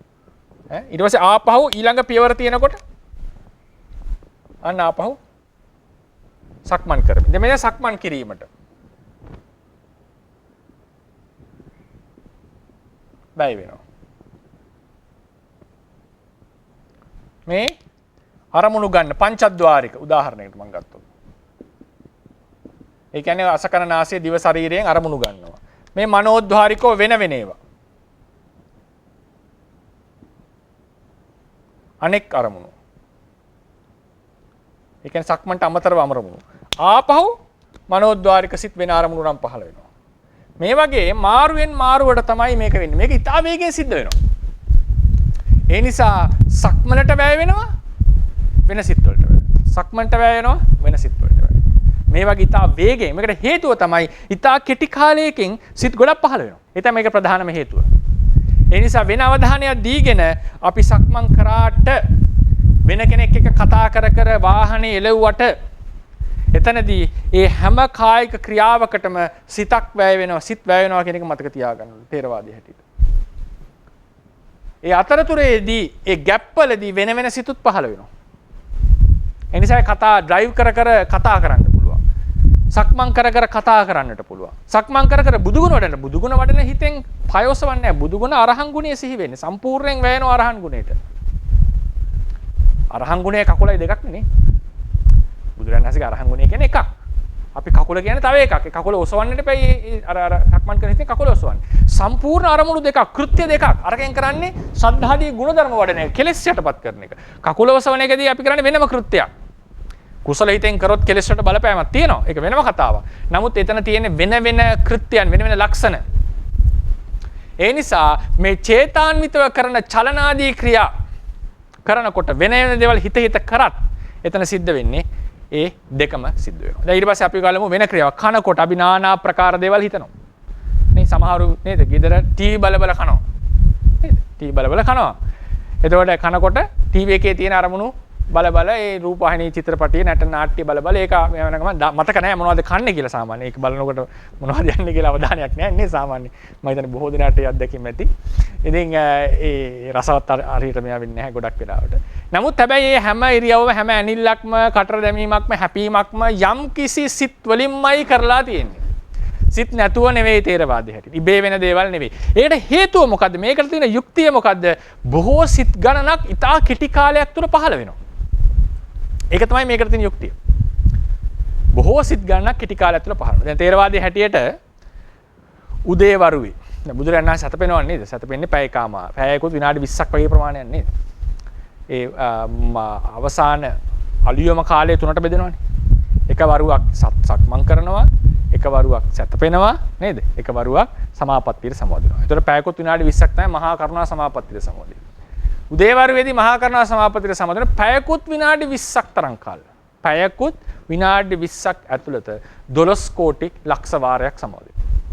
මහා කරුණා සමාපත්තිය. පැයකුත් විනාඩි 20ක් ඇතුළත 12 කෝටි ලක්ෂ වාරයක් නිකන් සිත් නෙවෙයි සමාපත්තියට සමවැදීම් වශයෙන් පහළ. ඒතර කොච්චර සිත් පහළ වෙන්නට ඕනේද මේ කෙටි කාලය ඇතුළත. ඒ වලිනුත් උන්වහන්සේ එක්තරා සිත් ප්‍රමාණයකින් තමයි සමපත්‍ර සමාධිය. ඊට පස්සේ ඒකෙන් නැගීట్లా හිටලා දිබ්බ චක්කුවෙන් ඒ පිහිට වියුතු සත්‍යය හිතනවා. පිහිට වියුතු සත්‍යය හොයන්නේ කරුණා සමාපත්තිය නෙමෙයි. ඒක නැගී සිටියට පස්සේ. කරුණා සමාපත්තියට මේ පිහිට වියුතු සත්‍යය පේන්නේ නැහැ. කරුණා සමාපත්තියෙන් කරුණා විහිදුවට පස්සේ ආසය අනුසය ඉන්ද්‍රිය පරෝපරියත්තේ ඥානයන් විහිදනකොට සත්‍යය පේන්න පටන්. ඒකේ සත්‍යය වැටහෙන්න පටන් ගන්නවා. ඊට පස්සේ මේ සත්‍යය ඒ ඥාන වලින් ඒ වැටහෙන සත්‍යය ඒ ඥාන වලින් තමයි වැටහෙන්නේ. ඒ සත්‍යයන්ගේ ආසය අනුසය චරිතය අදිමුත්‍ය ආදී හොයලා මොන වගේ ධර්මද දේශනා කළ යුත්තේ කියලා තීරණය කරනවා. බුදු ඇස කියන්නේ මේ දෙකට. ආසය අනුසය ඉන්ද්‍රිය පරෝපරියත්තේ ඥාන දෙකට. ඒතර මේ කෙටි කාලයක් තුළ මෙච්චර සිත් පහළ. මේක තමයි මේකේ තියෙන යුක්තිය. ඒ නිසා තමයි එකම ක්‍රියාවක් සිද්ධ කරමින් নানা ප්‍රකාර දේවල් සිද්ධ කරන්න පුළුවන් වන්නේ. ඒතර කැම්බීම් ආදී සිද්ධ කරමින්. දැන් තව හොඳ උදාහරණයක්. මම හිතන තවත් උදාහරණයක් හොඳම එකක් තමයි හොඳ සූත්‍රයක්. දැන් කටපාඩම් හැමෝටම පාඩම් සූත්‍රයනේ සාමාන්‍යයෙන් බෞද්ධ වශයෙන් කරණීයමෙත්ත සූත්‍රය. නේ කරණීයමෙත් සූත්‍රය කිය සමහරලාට එකපාරට මතක් වෙනවා දැන් මොන ගාථාවේද ඉන්නේ කියලා. නේද? ගාථා 5ක් විතර කියලා මතක් වෙනවා එකපාරට. නේද? පේලි ගානක් ගිහිල්ලා කිව්වද කියලාත් මතකයි. අර හැම කරණීයමෙත් සූත්‍රවල තියෙන තැන් දෙකක් හැමතිස්සෙම පැටලෙනවනේ කට්ටියනේ. ඒක සංදි දෙකක් තියෙනවා. ඒ දෙක පැටලෙනවා සමහරලාට. ඒකෙන් එකපාරට අරකට පනිනවා කියන්නේ. නේද? නැචක් මොකද ඒකේචි පාන භූතස්මින් කියන එක හැමතිස්සෙම තව එකක් එක පැටලෙනවා. නපරෝපරන්නේ කුබ්බේත කියන එකත් එක පැටලෙනවා. ඒ ගොඩක් අය වෙන සිද්ධියක්. මම කියන්නේ හැමෝටම වෙන සිද්ධියක්. එතකොට ඒවා වෙන්නේ අපි 80න් හිටියේ නැත්තන්නේ. එතකොට මොනවා හරි নানা ප්‍රකාර දේවල් හිතිලා තියෙනවා. හොඳ දේවල් හිතුණා වෙන්න පුළුවන්. හොඳ දෙයක් හිතුණා නම් ඒ පැටලෙන්නේ නැහැ සාමාන්‍යයෙන්. අරමුණ අනුව කියන්නේ. දැන් ඒ වගේ හැබැයි ඇහෙන්න පුළුවන්. එතකොට ස්වාමීන් වහන්සේ මොන සිත් වලින්ද එක කිව්වේ කියුණාද? නෑ. ඒ හැම සිතක්ම කුසල සිතකින් තමයි කියලා තියෙන්නේ. මොකද කුසල සිතේ පටන් ගත්තේ. මේක මොන මල කරදරයක්ද කියලා කිව්වොත් ඒක අකුසල සිතකින් කරා වෙන්න පුළුවන්. මොනවා හරි මේ කියන්න ඕන නිසා කියනවා කියලා කිව්වොත්. කරණීයමෙත්ත සූත්‍රයේ උපමනින් කුසලයක් වෙන්නේ නැහැ ඒක. ඒක සූත්‍රයක් වෙන්නේ ඒ උපමනින් සූත්‍රයක් වෙන්නේ නැහැ. නමුත් ඒක කුසල හිතෙන් පටන් අරගෙන කියන් යනකොට හිත පිට ගියොත් එහෙම ඒ වෙලාවේ ඒක කියලා තියෙන කුසල සිත් වලින්මයි. ඒක සාමාන්‍යයෙන් අපි විදර්ශනා ණය කරන, ඒ කියන්නේ කුසල සිත් පිළිබඳ ඥාන සම්ප්‍රයුක්ත විප්‍රයුක්ත භාවයේ නානා ක්‍රම වලට විශ්ලේෂණය කරන එක මම ඉදාට කතා කරන්න. සාමාන්‍යයෙන් එතනදී අපි කියන්නේ ඥාන විප්‍රයුක්ත සිත් වලින් කිව්වා කියලා. ඒ පරියාය. ඥාන විප්‍රයුක්ත සිත් වලින් කිව්වා කියලා. එතකොට හැබැයි අතතුරේදී වෙනස් සිත් පහළලා තියෙනවා. ඒ කියන්නේ උදාහරණයකට මේක සූත්‍රය කියන සිත් නම් මේක සූත්‍රය කියන සිත්. සූත්‍රය කියන සිත් මේ මනෝද්වාරිකව අනිකුත් අරමුණු වරගන්න සිත්. මේ විදිහටමයි සිත් වෙන්නේ. සූත්‍රය කියන්නට සිත් වැය වෙලා තියෙනවා. ඒවා චේතාන්විතව සිද්ධ කරලා තියෙනවා. බොහෝ දුරට කුසල සිතෙන්මයි කරන්නේ. අපි කුසල සිතෙන් පටන් ගන්න. අවධානය අඩුයි. ඒක වෙනම සිද්ධියක්. ඉතින් මතක නැහැ සමහරලාට. කිව්වද කියලා මතක. දැන් මේකම තමයි සිද්ධ වෙන්නේ සූත්‍රයක් සජ්ජායනා කරමින් භාවනාවල රහත් වෙනකොට. මාර්ගඵල ලබනකොට. තියෙනවා සජ්ජායනාව තුළින් රහත් වෙනවා කියලා තියෙනවා. එතනත් වෙන්නේ මේ සිද්ධියමයි. ඒකට හේතුව බොහෝ සිත් පහළ වෙන එක වෙලාවකදී. අපි සජ්ජායනා කරන සූත්‍රයේ සජ්ජායනා කරන්න මේ ටික වැය වෙනවා. පංචද්වාරික කියලා සද්දේමත් වෙනවා සමහරලාට. මනෝද්වාරිකෝ මේකේ අර්ථයට ගැඹුරට යනවා. ඒ තියෙන ગેප් එකේදී ගාතාව කියනකොට වචනය කියනකොට ඒ අතර බොහෝ සිත් පහළ වෙන නිසා ඒ වචන අතර යන්න පුළුවන් ගැඹුරට ඒක හුරු කරන්නට පුළුවන්. අර්ථයට යනවා. අර්ථයට කියලා සමහරලාට විදර්ශනා පරමාර්ථයට යන්න පුළුවන්. පරමාර්ථයට. ඕක අර බුරුම රටේ තියෙනවා ණය ක්‍රමයක් මේ අලංකාර ණය ක්‍රමය. ඒ හැම පදයකම පරමාර්ථ ධර්ම උගන්වනවා අපිට. එතකොට ඒක ඉගෙන ගත්ත කෙනාට සූත්‍රයේ සජ්ජායනා කරමින් පරමාර්ථ ඇහිඳන්න පුළුවන්. දැන් අපිට විනය කර්මයක් සජ්ජායනා කරනකොට අපිට දන්න කෙනාට පුළුවන් ඒ වෙලාවේ පරමාර්ථ අනුසාරයෙන් විනය කර්මය මෙනෙහි. වෙනා නම් වැරද මොකද්ද? ඒක සිත මෙහෙම වරදක් සිද්ධ කරා මේ භික්ෂුව. එතකොට ඒකේ භික්ෂුවක් මේ සිතක් පහළ වුණා. අහවල් සිතක්, අහවල් රූප ටිකක් පහළ වුණා. භික්ෂුන් වහන්සේලා වරදෙන් මුදවනවා නම් ඒ වෙලාවේ කරුණා පෙරදරි සිත් වලින් ඒක මුදවලා තියෙනවා. නේද? සංඝයා පිළිගන්නවා වරද. ඒතර සංඝයාගේ කරුණා සිත. සංඝයා කියලා පිරිසක් නෙමෙයි. නාම රූප දෙකෙන් කරුණා පෙරදරිගත් සිත් පහළ වුණා මෙතන. ඒ භික්ෂුව ඒක ආරෝචනය කරා වරද. ඒ වෙලාවෙත් කුසල සිත්. මාතිකා සූත්‍රාන්ත මාතිකා කරපු අය දන්නවද නේද? ආපත්‍ති ආරෝචනය කිරීමත් කුසලයක්. ආපත්‍තියෙන් වුට්ටාණයත් කුසලයක්. ඒක කුසල සිතෙන් කරන්නේ. ඒතර පුද්ගලයෙක් කරන්නේ නෙවෙයි, සත්වයේ පුද්ගලයෙක් නෙවෙයි කියලා විදර්ශනාවට බර වෙන්නට පුළුවන්. ඒ තමයි සජ්ජායනා කරමින් විදර්ශනා කරන ක්‍රමය. ඒක හුරු වෙන්නට ඕනේ. ඒක පාර කරන්න බැරි වෙයි කෙනෙක්ට. එතකොට ඒ අවස්ථාවේදී සජ්ජායනා කරන්නේ වෙනම සිත් වලින් විදර්ශනාව සිද්ධ වුණොත් මෙතනදී. විදර්ශනාව සිද්ධ වුණොත් සිද්ධ වෙන්නේ වෙනම සිත් වලින්. වෙනම සිත් වලින්. කතාව යන අතරතුරේ දැන් නාගසේන ස්වාමීන් වහන්සේ සෝවන්ුනේ කොහොමද? බණ කියනකොටනේ. බණ කියනකොට. යමක ස්වාමීන් වහන්සේ රහත් වෙන්නේ අනාගාමී උත්තම ධර්ම සාකච්ඡාවක් කරනකොට. ස්වාමී යමක ස්වාමීන් යමකද මහකද යමකනේ. මට මතක නැහැ වචනේ. යමක සරි මහක හරි ස්වාමීන්. යමක ස්වාමීන් වහන්සේ නේද? ධර්ම සාකච්ඡා කරද්දී සෝවන්නේ. රහත් වෙන්නේ. මහක සමාවෙන්. මහක ස්වාමීන් වහන්සේ අරිහත්ත්වය ලබන්නේ ධර්ම සාකච්ඡා. ඒ කියන්නේ ධර්මයේ කියලා දෙනකොට 60ක් භික්ෂුන් වහන්සේලාට, තෙරුන් වහන්සේලාට. ඒ 69 රහත් වෙනවා. මුන්නහසෙත් රහත් වෙනවා. මලියදේව මහරහතන් වහන්සේත් බණ කියනකොට නේ. බණ කියනකොට. එතකොට මේ විදිහට බණ කීමට සූත්‍රයේ සජ්ජායනා කිරීමට වැය වෙනවා සිත් ටිකක්. ඒ අතරතුරේදී බොහෝ සිත් පහළ වෙන නිසා සමහර කෙනෙක් ඒවල අර්ථය දැන් සමහර කෙනෙක්ට කරණීයමෙත් සූත්‍රයේ අර්ථය තමයි තේරුම් ගන්න. අර්ථය තේරුම් අරගෙන ලুকু කුසලයක් නැත්නම් ඒ වෙලාවේ මෛත්‍රියක් වඩලා එහෙම යන්නට පුළුවන්. සමහර කෙනෙක්ට ඕනම ගාථාවක් ඕනම පාඨයක් විදර්ශනාවට හරවන්නට පුළුවන්. ඒකෙදි විදර්ශනාව කොහොමද පරමාර්ථයේ පදෙන් තෝරගන්න එක දැනගන්න. දැන් බුද්ධෝ ධම්මං දේසේති කිව්වම මම කියලා ඇති. දේසේති කියන එකේ නිරූපණය වෙන්නේ බුදුරජාණන් වහන්සේගේ පහළ වෙච්ච මහා කරුණාව දේශනා ඥානය පෙරදරි කරගත් පදනම් වෙච්ච මහා කරුණාව පෙරදරි කරගත් දේශනා ඒ ධර්ම දේශනා ඥාණයෙන් යුක්ත මහා කුසල සිත් මහා ක්‍රියාසිතේ චේතනාව තමයි බුද්ධ දේශේති කියන පදෙන් නිරූපණය වෙලා ධම්මං කියනකොට ඒ දේශනා කරපු ධර්මය ඊට පස්සේ පදෙන් පදයක හදන්න පුළුවන් මොන මොන අර්ථයක්ද මේක සිද්ධ වෙන්නේ කියලා. ඒක ඉගෙන ගන්නට කලින් මේ පරමාර්ථික ෆන්ඩමෙන්ටල්ස් ටික හොඳට ඉගෙනගෙන තියෙන්නට ඕනේ. ඉතින් එතකොට මේ විදිහට ගත්තම ඒ සමහරලාට සජ්ජායනා කරමින්ම අර්ථය මෙනෙහි කරමින් සමහරලාට මාර්ගඵල සිත් පහළ වෙනවා. ඒතර අපලා මාර්ගඵල සිත් වලින් විඤ්ඤාප්ති උපදවන්නේ නැහැ. විඤ්ඤාප්ති උපදවන්නේ මේ සිත් වලින්. මේවා විඤ්ඤාප්ති උපදවන සිත් නෙමෙයි. මේවා කෙලින්ම ඥාණයෙන් විදර්ශනාවට බැසගත් සිත්. විදර්ශනාවට බැසගත් සිත්. දැන් සක්මන් කරමින් භාවනා කරනකොට කකුල ඔසවන්නේ විදර්ශනා සිතෙන් නෙවෙයි. කකුල ඔසවන්නේ කකුල ඔසවන උත්සාහය සහිත සිතෙන්. ඒ වෙලාවේ ධාතුන්ගේ වෙනස දකින්නවා නම් ඒක දකින්නේ වෙනස සිතකින්.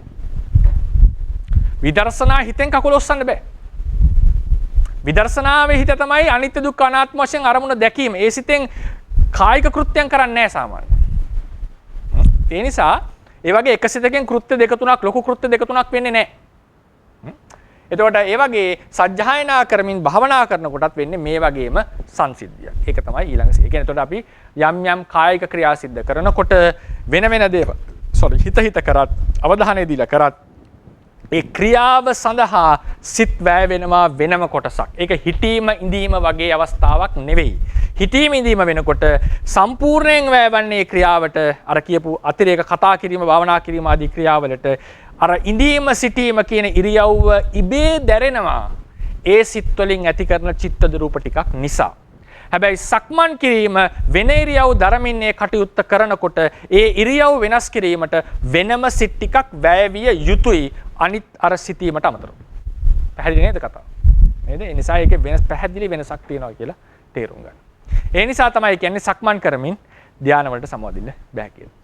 ඊළඟට අපි එනවා හදිස්සියෙම යම් ක්‍රියාවල් සිද්ධ වෙනකොට. හරිනේ හදිස්සියෙම සමහර දේවල් කරනවා. ඒකයි ද උදාහරණයකට අපලු පිටුව 344 ඒකේ දෙවෙනි ඡේදය. ක්‍රියාවක් හදිස්සියේ සිද්ධ වීම එහි අචේතනික භාවයට කරුණක් නෙවෙයි. හදිස්සියෙන් වුණා කියන එක අචේතනික වෙන්න හේතුවක් නැහැ. නාම ධර්මය ඊට වේගයෙන් ඉපිද බිඳති. එබැවින් ඊට කෙටි කාලයක් තුළ නාම ධර්ම බොහෝ ගණනක් පහළ වෙති. එම කාලය තුළ පහළ වෙන සිත්වලට කාය විඤ්ඤාප්ති සහ වචී විඤ්ඤාප්ති උපදවා කායික ක්‍රියා සිද්ධ කළ හැකිය. කායික වාචසික ක්‍රියා සිද්ධ කළ හැකිය. එබැවින් හදිස්සියේ සිද්ධ වීම ක්‍රියාවක අචේතනික භාවයට සාධකයක් නොවන බව දැනගන්නට ඕනේ. අපි ඒක යුක්තියකුත් හොයමු ඒකේ. අචේතනික භාවයට සාධකයක් නෙවෙයි. හදිස්සියේ සිද්ධ වූ පමණින් ඒක අචේතනික වෙන්නේ නැහැ. සාමාන්‍ය උදාහරණයකට අපි දැන් ප්‍රායෝගික දෙයක් ගමු. රුචි දෙයට කැමති වෙන එක අරුචි දෙයෙන් ඉවත් වෙන එක ඒක ප්‍රතික්ෂේප කරන එක අපේ සාමාන්‍ය ස්වභාවය. ඒක හැබැයි සාමාන්‍යයෙන් නොදැමුණු සිත් ඇති සත්වයන්ගේ ස්වභාවය. නොදැමුණු සිත් ඇති සත්ව. මොකද හිතන්නේ නොදැමුණු සිත් ඇති සත්වයන්. සාමාන්‍යයෙන් නොදැමුණු සිත් ඇති සත්වයන්ට ලස්සන ස්ත්‍රී පුරුෂ රූප දකින්නකොට මොකද වෙන්නේ? කෙලින්ම බැලෙනවනේ දිහානේ. තරුණ කාලේ ළමයි එහෙම ඒක ඉබේම සිද්ධ වෙනවා. තමයි. ගොඩ තරුණ වයස ભેදයකින් තොරව ඒක වෙනවා සිද්ධ වෙනවා. ඉබේ වගේ සිද්ධ වුණාට මතක තියාගන්න මේ කරලා තියෙන සරාගී සිතෙන්. ඒ රාගී සිතෙන් එක බල්ලා තියෙනවා. ඒ වෙලාවේ චේතනාව ඇවිල්ලා තියෙනවා. හරිනේ? ඒ වෙලාවේ එක ඇවිල්ලා තියෙනවා. ඒ නිසා ඒ කෙලෙස්යෙන් ඇතිවෙච්ච බලවත් බලය නිසා එක්මන්ට මේ පැත්ත හැරෙනවා. ඊට පස්සේ හිතන්න දරුණු දුර්ගන්ධයක් එනකොට එකපාර නැහැ වහ ගන්නවනේ. සැර අහන්නට අමීරි සද්දයක් එනකොට කන් දෙක වහ ගන්නවා. නොදැමුණු හිත ඇති අය. එකපාරට සමහරලාට වේදනාවක් එනකොට අයියෝ කියලා කෑ ගැහෙනවා. සමහරට විහිළුවක් එනකොට hina යනවා. නේද? නවත්ත ගන්න තුව. එකපාරට hina යන අවස්ථා තියෙනවා. සමහරලාට මధుරයක් එහෙම මැව්වොත් නොදැමුණු සිත ඇති කෙනා කෙලින්ම ගහනවා පාර. මේ ඉක්මනට හදිස්සියම සිද්ධ වුණේ එක පාට සිද්ධ වුණේ. මොකද රුචි අරුචිකම් නිසා කෙලෙස් නිසා ඒක වෙලා තියෙන්නේ. අරව සිද්ධ වුණේ ද්වේෂ මූල සිත් වලින්. hina වුණා නම් ඒක ලෝභ මූල සිතෙන්. ලස්සන රූපයක් දිහා එක පාට හැරලා බලන එක සරාගී සිතෙන්, රාග සිතෙන්. මේ ඔක්කොම චේතාන්විතව සිද්ධ වෙලා තියෙන්නේ. ඒ සිත් වලින් පහළ වෙච්ච විඤ්ඤාප්ති සහිත චිත්තජ රූප වලින් තමයි මේ ක්‍රියාව සිද්ධ කරලා තියෙන්නේ. විඤ්ඤාප්ති සහිත. කොහොමද ඒක අපි තේරුම් ගන්නේ? ඒක තේරුම් ගන්න නිෂේධයෙන්. අපිට හිතා මතා අවධානය දීලා මේව නවත්තන්න බැරිද? පුළුවන්. අපිට හිතෙන් නවත්තන්න පුළුවන් මේ ටික හිතා මතා. ඒකෙන් ගම් වෙන්නේ මොකද්ද? මේක අපි හිතෙන්ම සිද්ධ කරන දෙයක්. එක පාට කයින් වෙච්ච දෙයක් නෙවෙයි. සිතා මතා කරලා තියෙන. ඒ නිසායි සිතා මතා නවත්තන්න පුළුවන්. අමාරු වෙන්න පුළුවන්. නමුත් ඒක නතර කරන්න පුළුවන්. සිහියෙන් ඉඳලා. ඒ සිත් උපදවන්න නැතුව. ඒ නිසා ඒක කායික ක්‍රියාවක් නෙවෙයි හුදු සිතලා කරපු ක්‍රියාවක්. ඒක නතර කරන්නට ඇති හැකියාවෙන් ගම්මේ. මෙව්වා මොනවද? කායිකව හිතලා ගන්න තීරණ සහ ක්‍රියා. ඒ වගේම හදිස්සියෙම මේ ක්‍රියා සිද්ධ වෙන තව හේතුවක් තමයි තව ප්‍රබල හේතුවක් ආත්ම ස්නේහය. ආත්ම ස්නේහය. ඒ කියන්නේ අපිට දුක් වේදනාවක් එනකොට අපි එකපාරට දැන් මේක පෑගුණොත් එහෙම අඟුරු කෑල්ලක් පෑගුණොත් නේද? එකපාරට බල්ලෙක් අපි දෙයාට දුවගෙන පැනගෙන ආවොත් පිටක් ගාලා ඒකට රියැක්ට් කරනවානේ. හැරලා දුවනවා නැත්නම් ඒ බල්ලට ගහනවා මොකක් කර වෙනවා. මේක මොන හරි මිනිහෙක් තුවක්කුවක් කරන් මෙතනට දුවගෙන ආවොත් එහෙම සාමාන්‍යයෙන් කට්ටිය හැංගෙනවා දුවනවා. ඒ ගොඩාක් චිත්ත දමනේ නැත්තම්. ඒ මොකක් නිසාද වෙලා තියෙන්නේ? ආත්ම ස්නේහය නිසා. ඒ ඔක්කොම සිතලා ගන්න තීරණ ක්ෂණිකව සිතන. මොකද හේතු ඉතා කෙටි කාලයකින් සිත් ගොඩක් පහළ වෙනවා. ඉතින් ක්ෂණික වේගයෙන් සිද්ධ වෙන හැබැයි ඒක මොටිව් එක තියෙන්නේ ආත්ම ස්නේහයෙන් එක වෙලා තියෙන්නේ. අර වගේ තැන්වල කෙලෙස් වලින්. මේකත් කෙලෙසයක් තමයි ආත්ම ස්නේහය.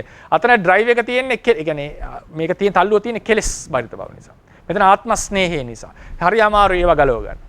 මරන්න එනකොට එහෙම දක්වන රියැක්ෂන්ස් හරි අමාරුයි කෙලෙස් සහිත පුද්ගලට එක. තව එකක් තමයි දෙමව්පියන්ගේ තියෙනවනේ විශේෂකම අය විශේෂයෙන් දක්වන දරුවන් කෙරෙහි නේද?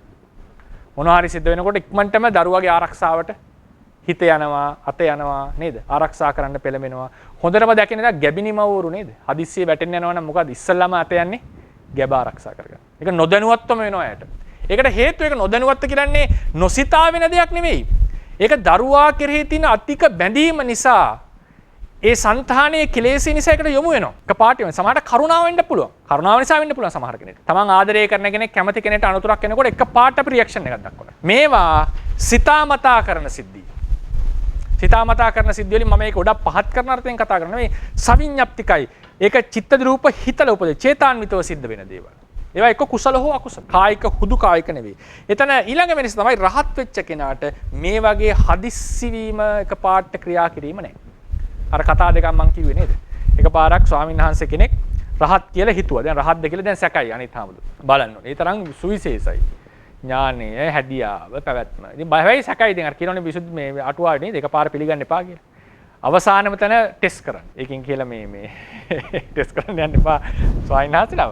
මේ මොකද්ද කරේ? පැන් පාසුවේ ඉන්නකොට ගඟේ පැන් පාසු වෙලා ඉන්නකොට එකපාර තව ස්වාමීන් වහන්සේ කෙනෙක් වතුර යටින් ඇවිල්ලා ඒ ස්වාමීන්සේ කකුල ඇල්ලුවා කිඹුලෙක් වගේ. එකපාරට ඇවැත්නි මාව බේරගන්න කියලා කෑ ගැහුවා. ඒතර හැමෝම දැනගත්තා රහත් නැහැ. එහෙම එකපාර කලබල වීමක් නැහැ. රහතන් වහන්සේ කෙනෙක්. අවසානයේ ඒ වගේ කියන්නේ අපිට තීරණය කරගන්න බැරි තැනක ඒ වගේ පරීක්ෂණ පවා කරන්න කියනවා. හැබැයි ඒක අකුසල ඒක පාපයක් නෙමෙයි. පරීක්ෂණ කරන්න උන්වහන්සේ බය කරන්නේ නෙවෙයි රහත් බව හොයාගන්න. ධම්මදින ස්වාමීන් වහන්සේ කරලා පෙන්නුවේ නේ. ඇතා එනකොට ඉරිදියෙන් මවලා ගුරුවරයා බය වුණානේ යතාට තමන් මවපු යතාට බය වුණා.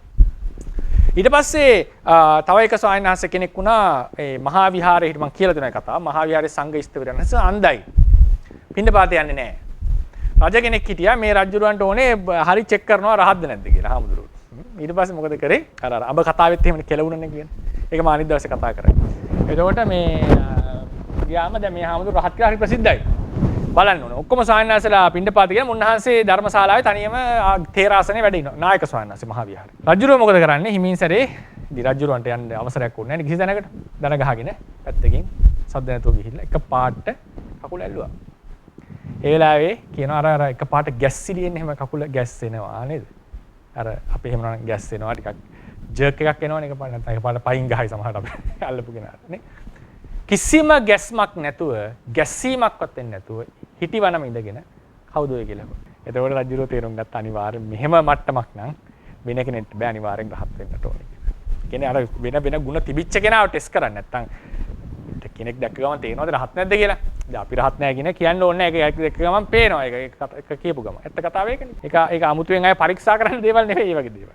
අර වගේ ඉතා විශේෂ ඥානය, ගුණය ඒ ඔක්කොම සහිතව ඉන්නකොට තමයි අවසානයේදී පරීක්ෂාව සිද්ධ කරන්න කියලා කියන්නේ. ඊට පස්සේ එතකොට මම කියන්න ඕනේ රහතන් වහන්සේලා අතින් මේක සිද්ධ වෙන්නේ නැහැ කෙලෙස් රහිත නිසා. එහෙනම් ඒකත් හොඳ කාරණාවක් අපිට තේරුම් ගන්න.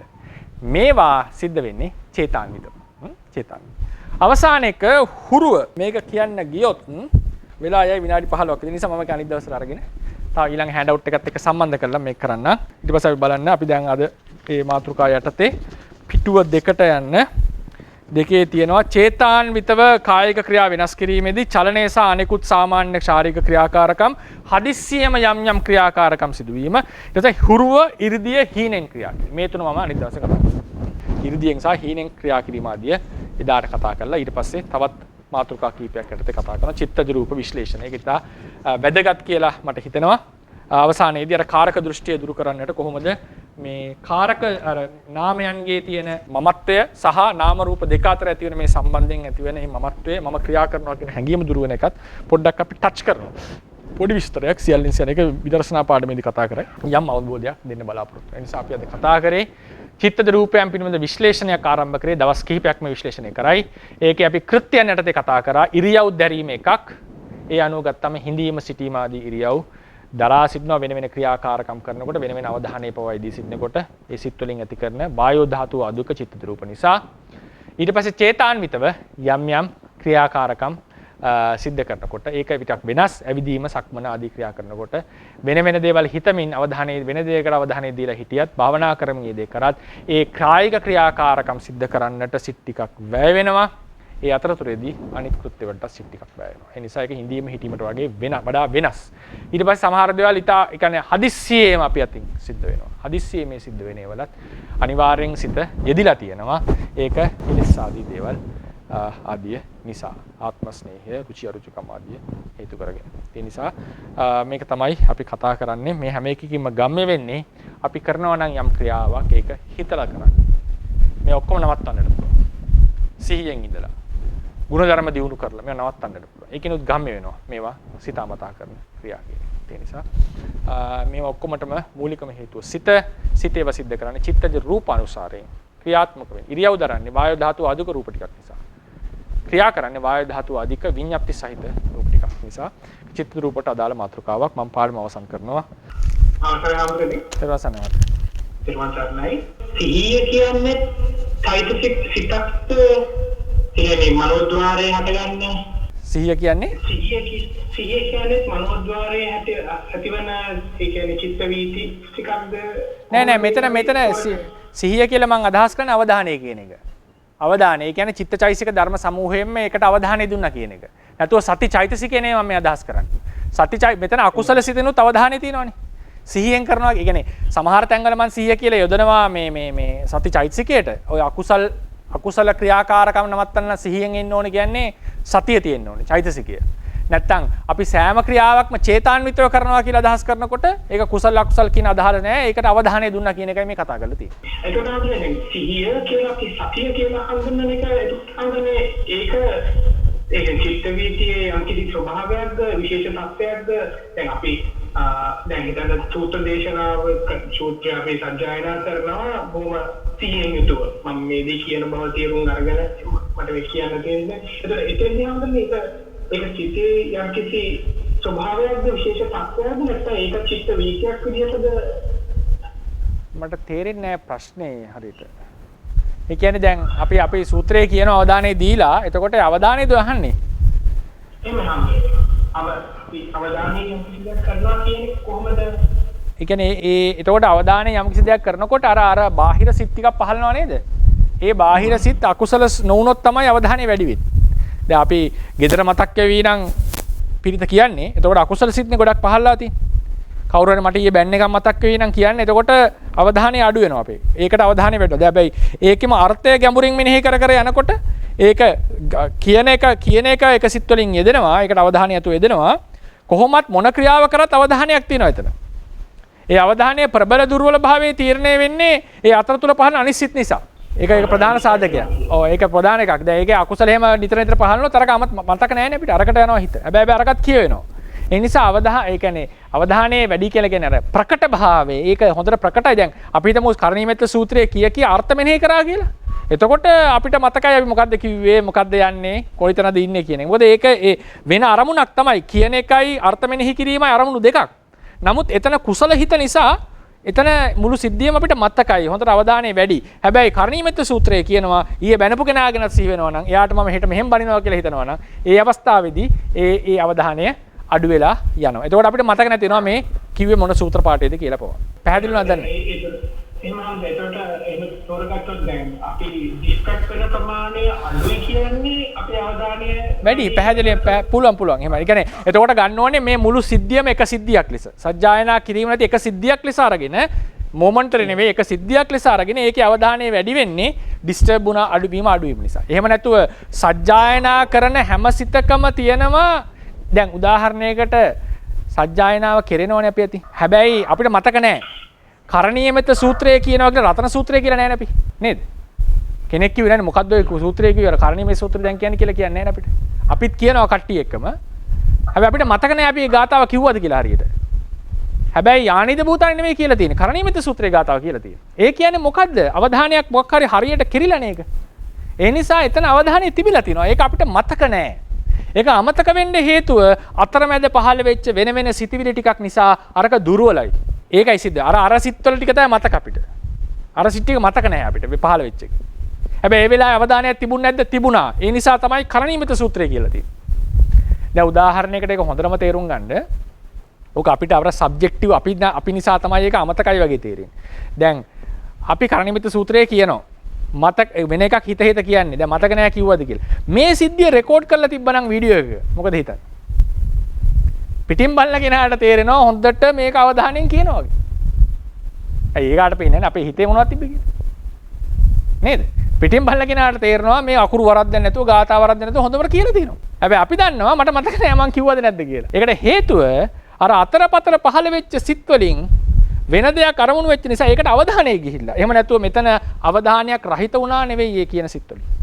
ඒ නිසා ඒ මොමන්ටලි හැම අරමුණකටම අවධානය දෙනවා. ඒ නිසා කරණීයමෙත්ත සූත්‍රයේ වෙන එකක් හිතේද කිව්වත් හැම අකුරක්ම හැම පදයක්ම අවධානය දීලා කියලා තියෙනවා. ඒ අවධානය ප්‍රබල නැහැ. ඒ නිසා ඒක මතක නැහැ. ඒ නිසා අවධානය කියලා මම ගන්නකොට මෙතන ඒ මොමන්ටරි හිතක ක්‍රියාවක් කරනකොට අවධානය තිබිය යුතුමයි. ඒක නම්බර 1ක්. හැබැයි අර සම්මුති වශයෙන් අපි කියනවා අවධානය රහිතව කිව්වා කියලා. ඒ කියන්නේ මුළු සිද්ධියම අරගෙන ඒක මට මතකද ඒක හොඳට කරාද කියන සිද්ධිය ගත්තාම අපි කියනවා අවධානය නැතුව කිව්වා අවධානය වැඩියෙන් කිව්වා. ඒක අර මුළු සිද්ධියම එකක් ලෙස අරගෙන කියන්නට ඕන එක. එහෙම නැතුව කොච්චර ඩිස්ට්‍රැක්ට් වෙලා හිත විසිරීලා කිව්වත් සූත්‍රය හරියට කියලා තියෙනවා යනු ඒ වචනයක් ගානේ අවධානය දුන්නා කියන එක. කොච්චර ඩිස්ට්‍රැක්ට් වෙලා තිබුණා. අවසර ස්වාමීන් වහන්සේ ඒ ප්‍රශ්නෙටම අදාළ ස්වාමීන් වහන්සේ අපි හිතමු දැන් අපි ගාථා කියනකොට දෙවෙනි ගාථාව කිව්ව මතකයි ආයි පස්වෙනි ගාථාව කිව්ව කියලා මතක් වෙනවා. හරි. 3 4ක් කියවෙන්නේ නැහැ. ස්වාමීන් වහන්සේ ඒ වගේ අවස්ථාවකදී ඒ වාර ගන්න අඩු කරගන්න අපි නැවතත් ඒ 3යි 4යි ගාථාව කියන්න ඕනේද? ඒ වගේ සිද්ධි අපිට දැන් සතියින් ඉන්න උත්සාහ කරන ස්වාමීන් වහන්සේ. වැඩි කරලා අපේ උපදේශයක් දෙන්න ස්වාමීන් වහන්සේ දෙනවා. හොඳයි ඉතින් ඒක එහෙම කරොත් එහෙම ඒක අතීතයේ ස්වාමීන් වහන්සේලා කරපු වැඩ මම එදා කිව්වනේ අර ගතපච්චාගත වත පුරන කොට නේද? ගතපච්චාගත වත පුරන කොට දැන් ඔන්න ආරණ්‍ය ඉඳලා ඇල ගාවට තියෙනවා. ඇල ගාව ඉඳලා ගෙයක් ගාවට. ගෙදර ඉඳලා කඩේ ගාවට. කඩේ ඉඳලා ගමට. ඔන්න ඔහොම තියෙනවා තැන් හතරක්. එතකොට මේ හතර මාක් කරගන්නවා.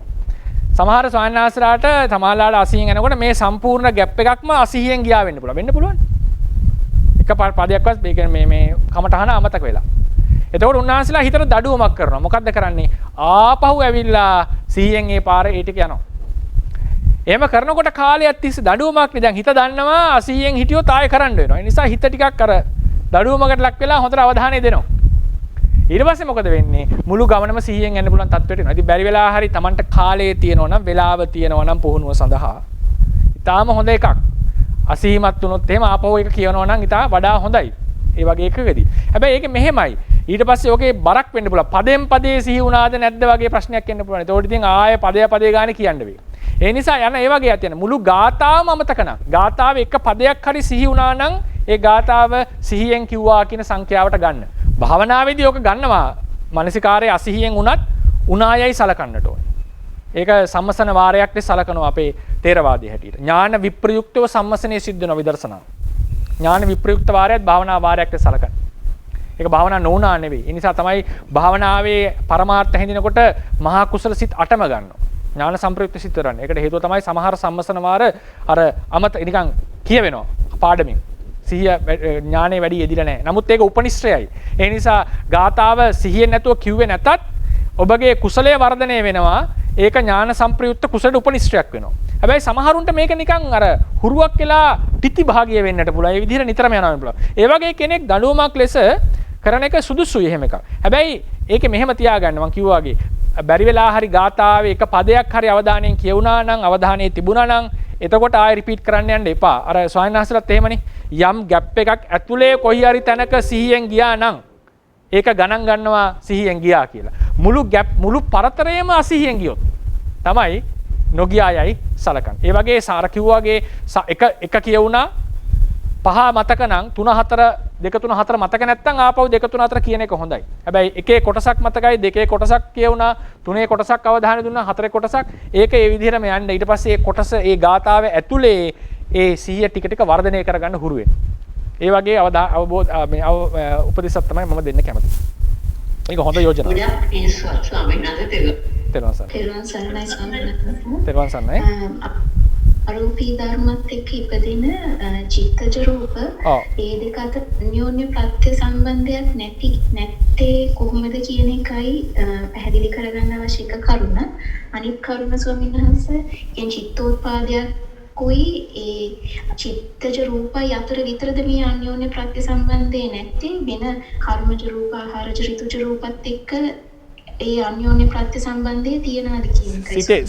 සිතේද සිතයි රූපය අතර තියෙන සම්බන්ධය නේද?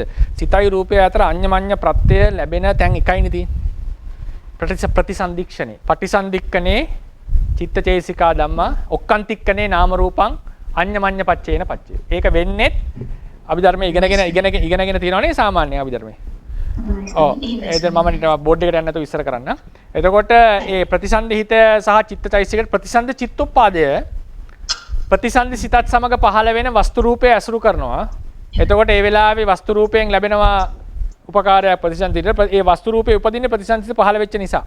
ඒ නිසා එතනදී විතරක් කර්මජ රූපයි සහ චිත්තචෛසිකය අතර අඤ්ඤමඤ්ඤ ප්‍රත්‍යක් තියෙනවා. මොකද චිත්තචෛසික පහළ වෙච්ච නිසා වස්තු රූපේ හටගත්තේ. වස්තු රූපේ තියෙන නිසා චිත්තචෛසිකේව ඇසුරු කරනවා. ඒ දෙන අඤ්ඤමඤ්ඤ ප්‍රත්‍යක් තියෙනවා.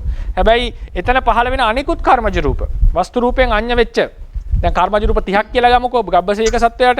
ඒතකොට ඉතිරි 29ම අඤ්ඤමඤ්ඤ වශයෙන් ප්‍රත්‍ය වෙන්නේ නැහැ. එතන ලැබෙන්නේ නාමයෙන් රූපයට විතරයි. රූපයෙන් නාමයට ප්‍රත්‍යක් නැහැ එතන. ප ဋ ාණ ණය හැටියට. ප ဋ ාණ ණයට ප්‍රත්‍යක් නැහැ. ඊට පස්සේ අනිත් කිසිදු තැනක නාම රූප දෙක අඤ්ඤමඤ්ඤ වශයෙන් ප්‍රත්‍ය වීමක් නැත. අඤ්ඤමඤ්ඤ ප්‍රත්‍ය අනිත් තැන් වල තියෙන නාමයට නාමය රූපයට රූපය. රූපයත් හතර මහා ධාතු විතරයි. චිත්තචෛසික ධර්ම නිසා චිත්තද රූප දිනකොට චිත්තද රූප යනු චිත්තචෛසිකේ නිස්සන්ද ඵලයක්.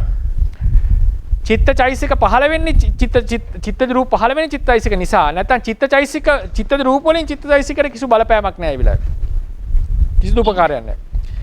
අඤ්ඤමඤ්ඤ ප්‍රත්‍ය යනු දෙන්නම දෙපැත්තට උපකාර කරගන්නට ඕනේ. හරියට දඬු දෙකක් හෝ තුනක් මෙහෙම එක ළඟ තිබ්බොත් එහෙම ඒ තුනම මෙයා මේ දෙන්නට බර වීමම තමයි මෙයාගේ පැවැත්ම සහ මේ දෙන්නගේ පැවැත්මත් නොවැටී සිටින්නට.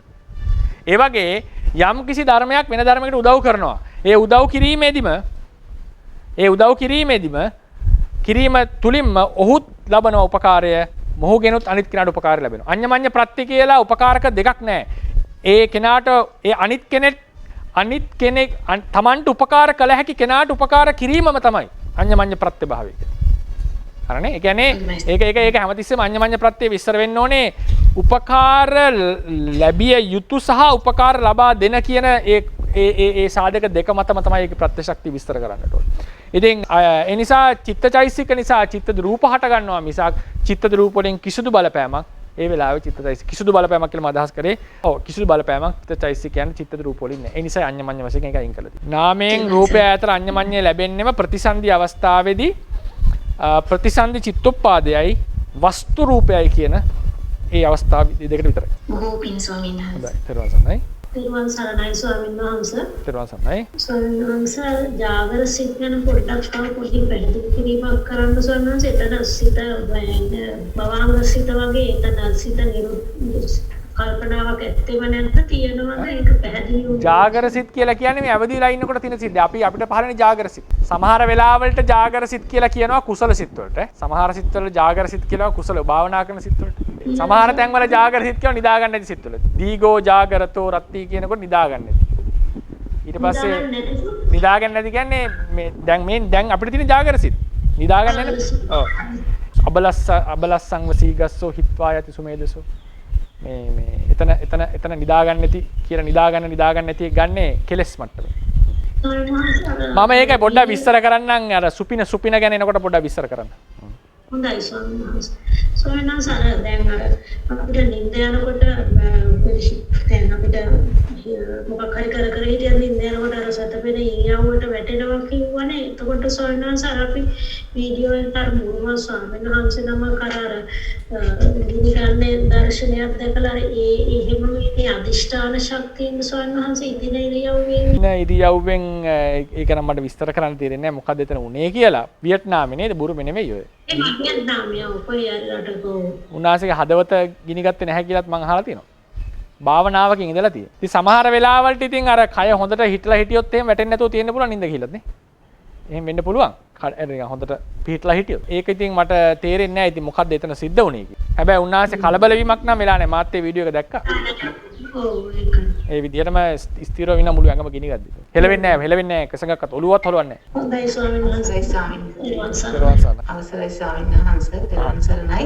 දැන් ස්වාමීන් වහන්සේ සක්මන් භාවනාව වගේ වෙලාවකදී දැන් ඇස කන ඒ නාසයේවා වෘත්තව තියනවා පරිසරයට.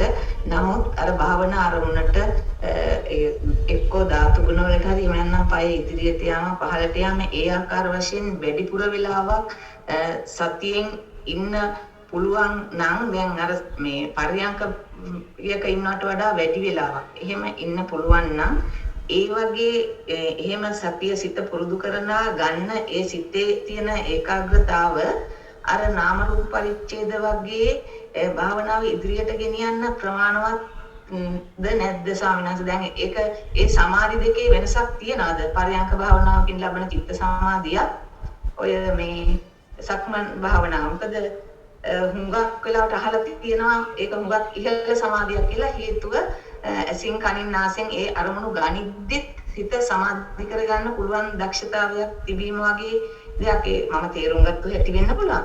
එහෙම ඒ සමාධි දෙකෙන් වැඩි ප්‍රයෝජනයක් තියෙන්නේ අර වගේ විදර්ශනා ඉදිරියට යන්න කොහොමද සාහිනස පොඩ්ඩක් අනුකම්පාවෙන් පැහැදිලි කරලා.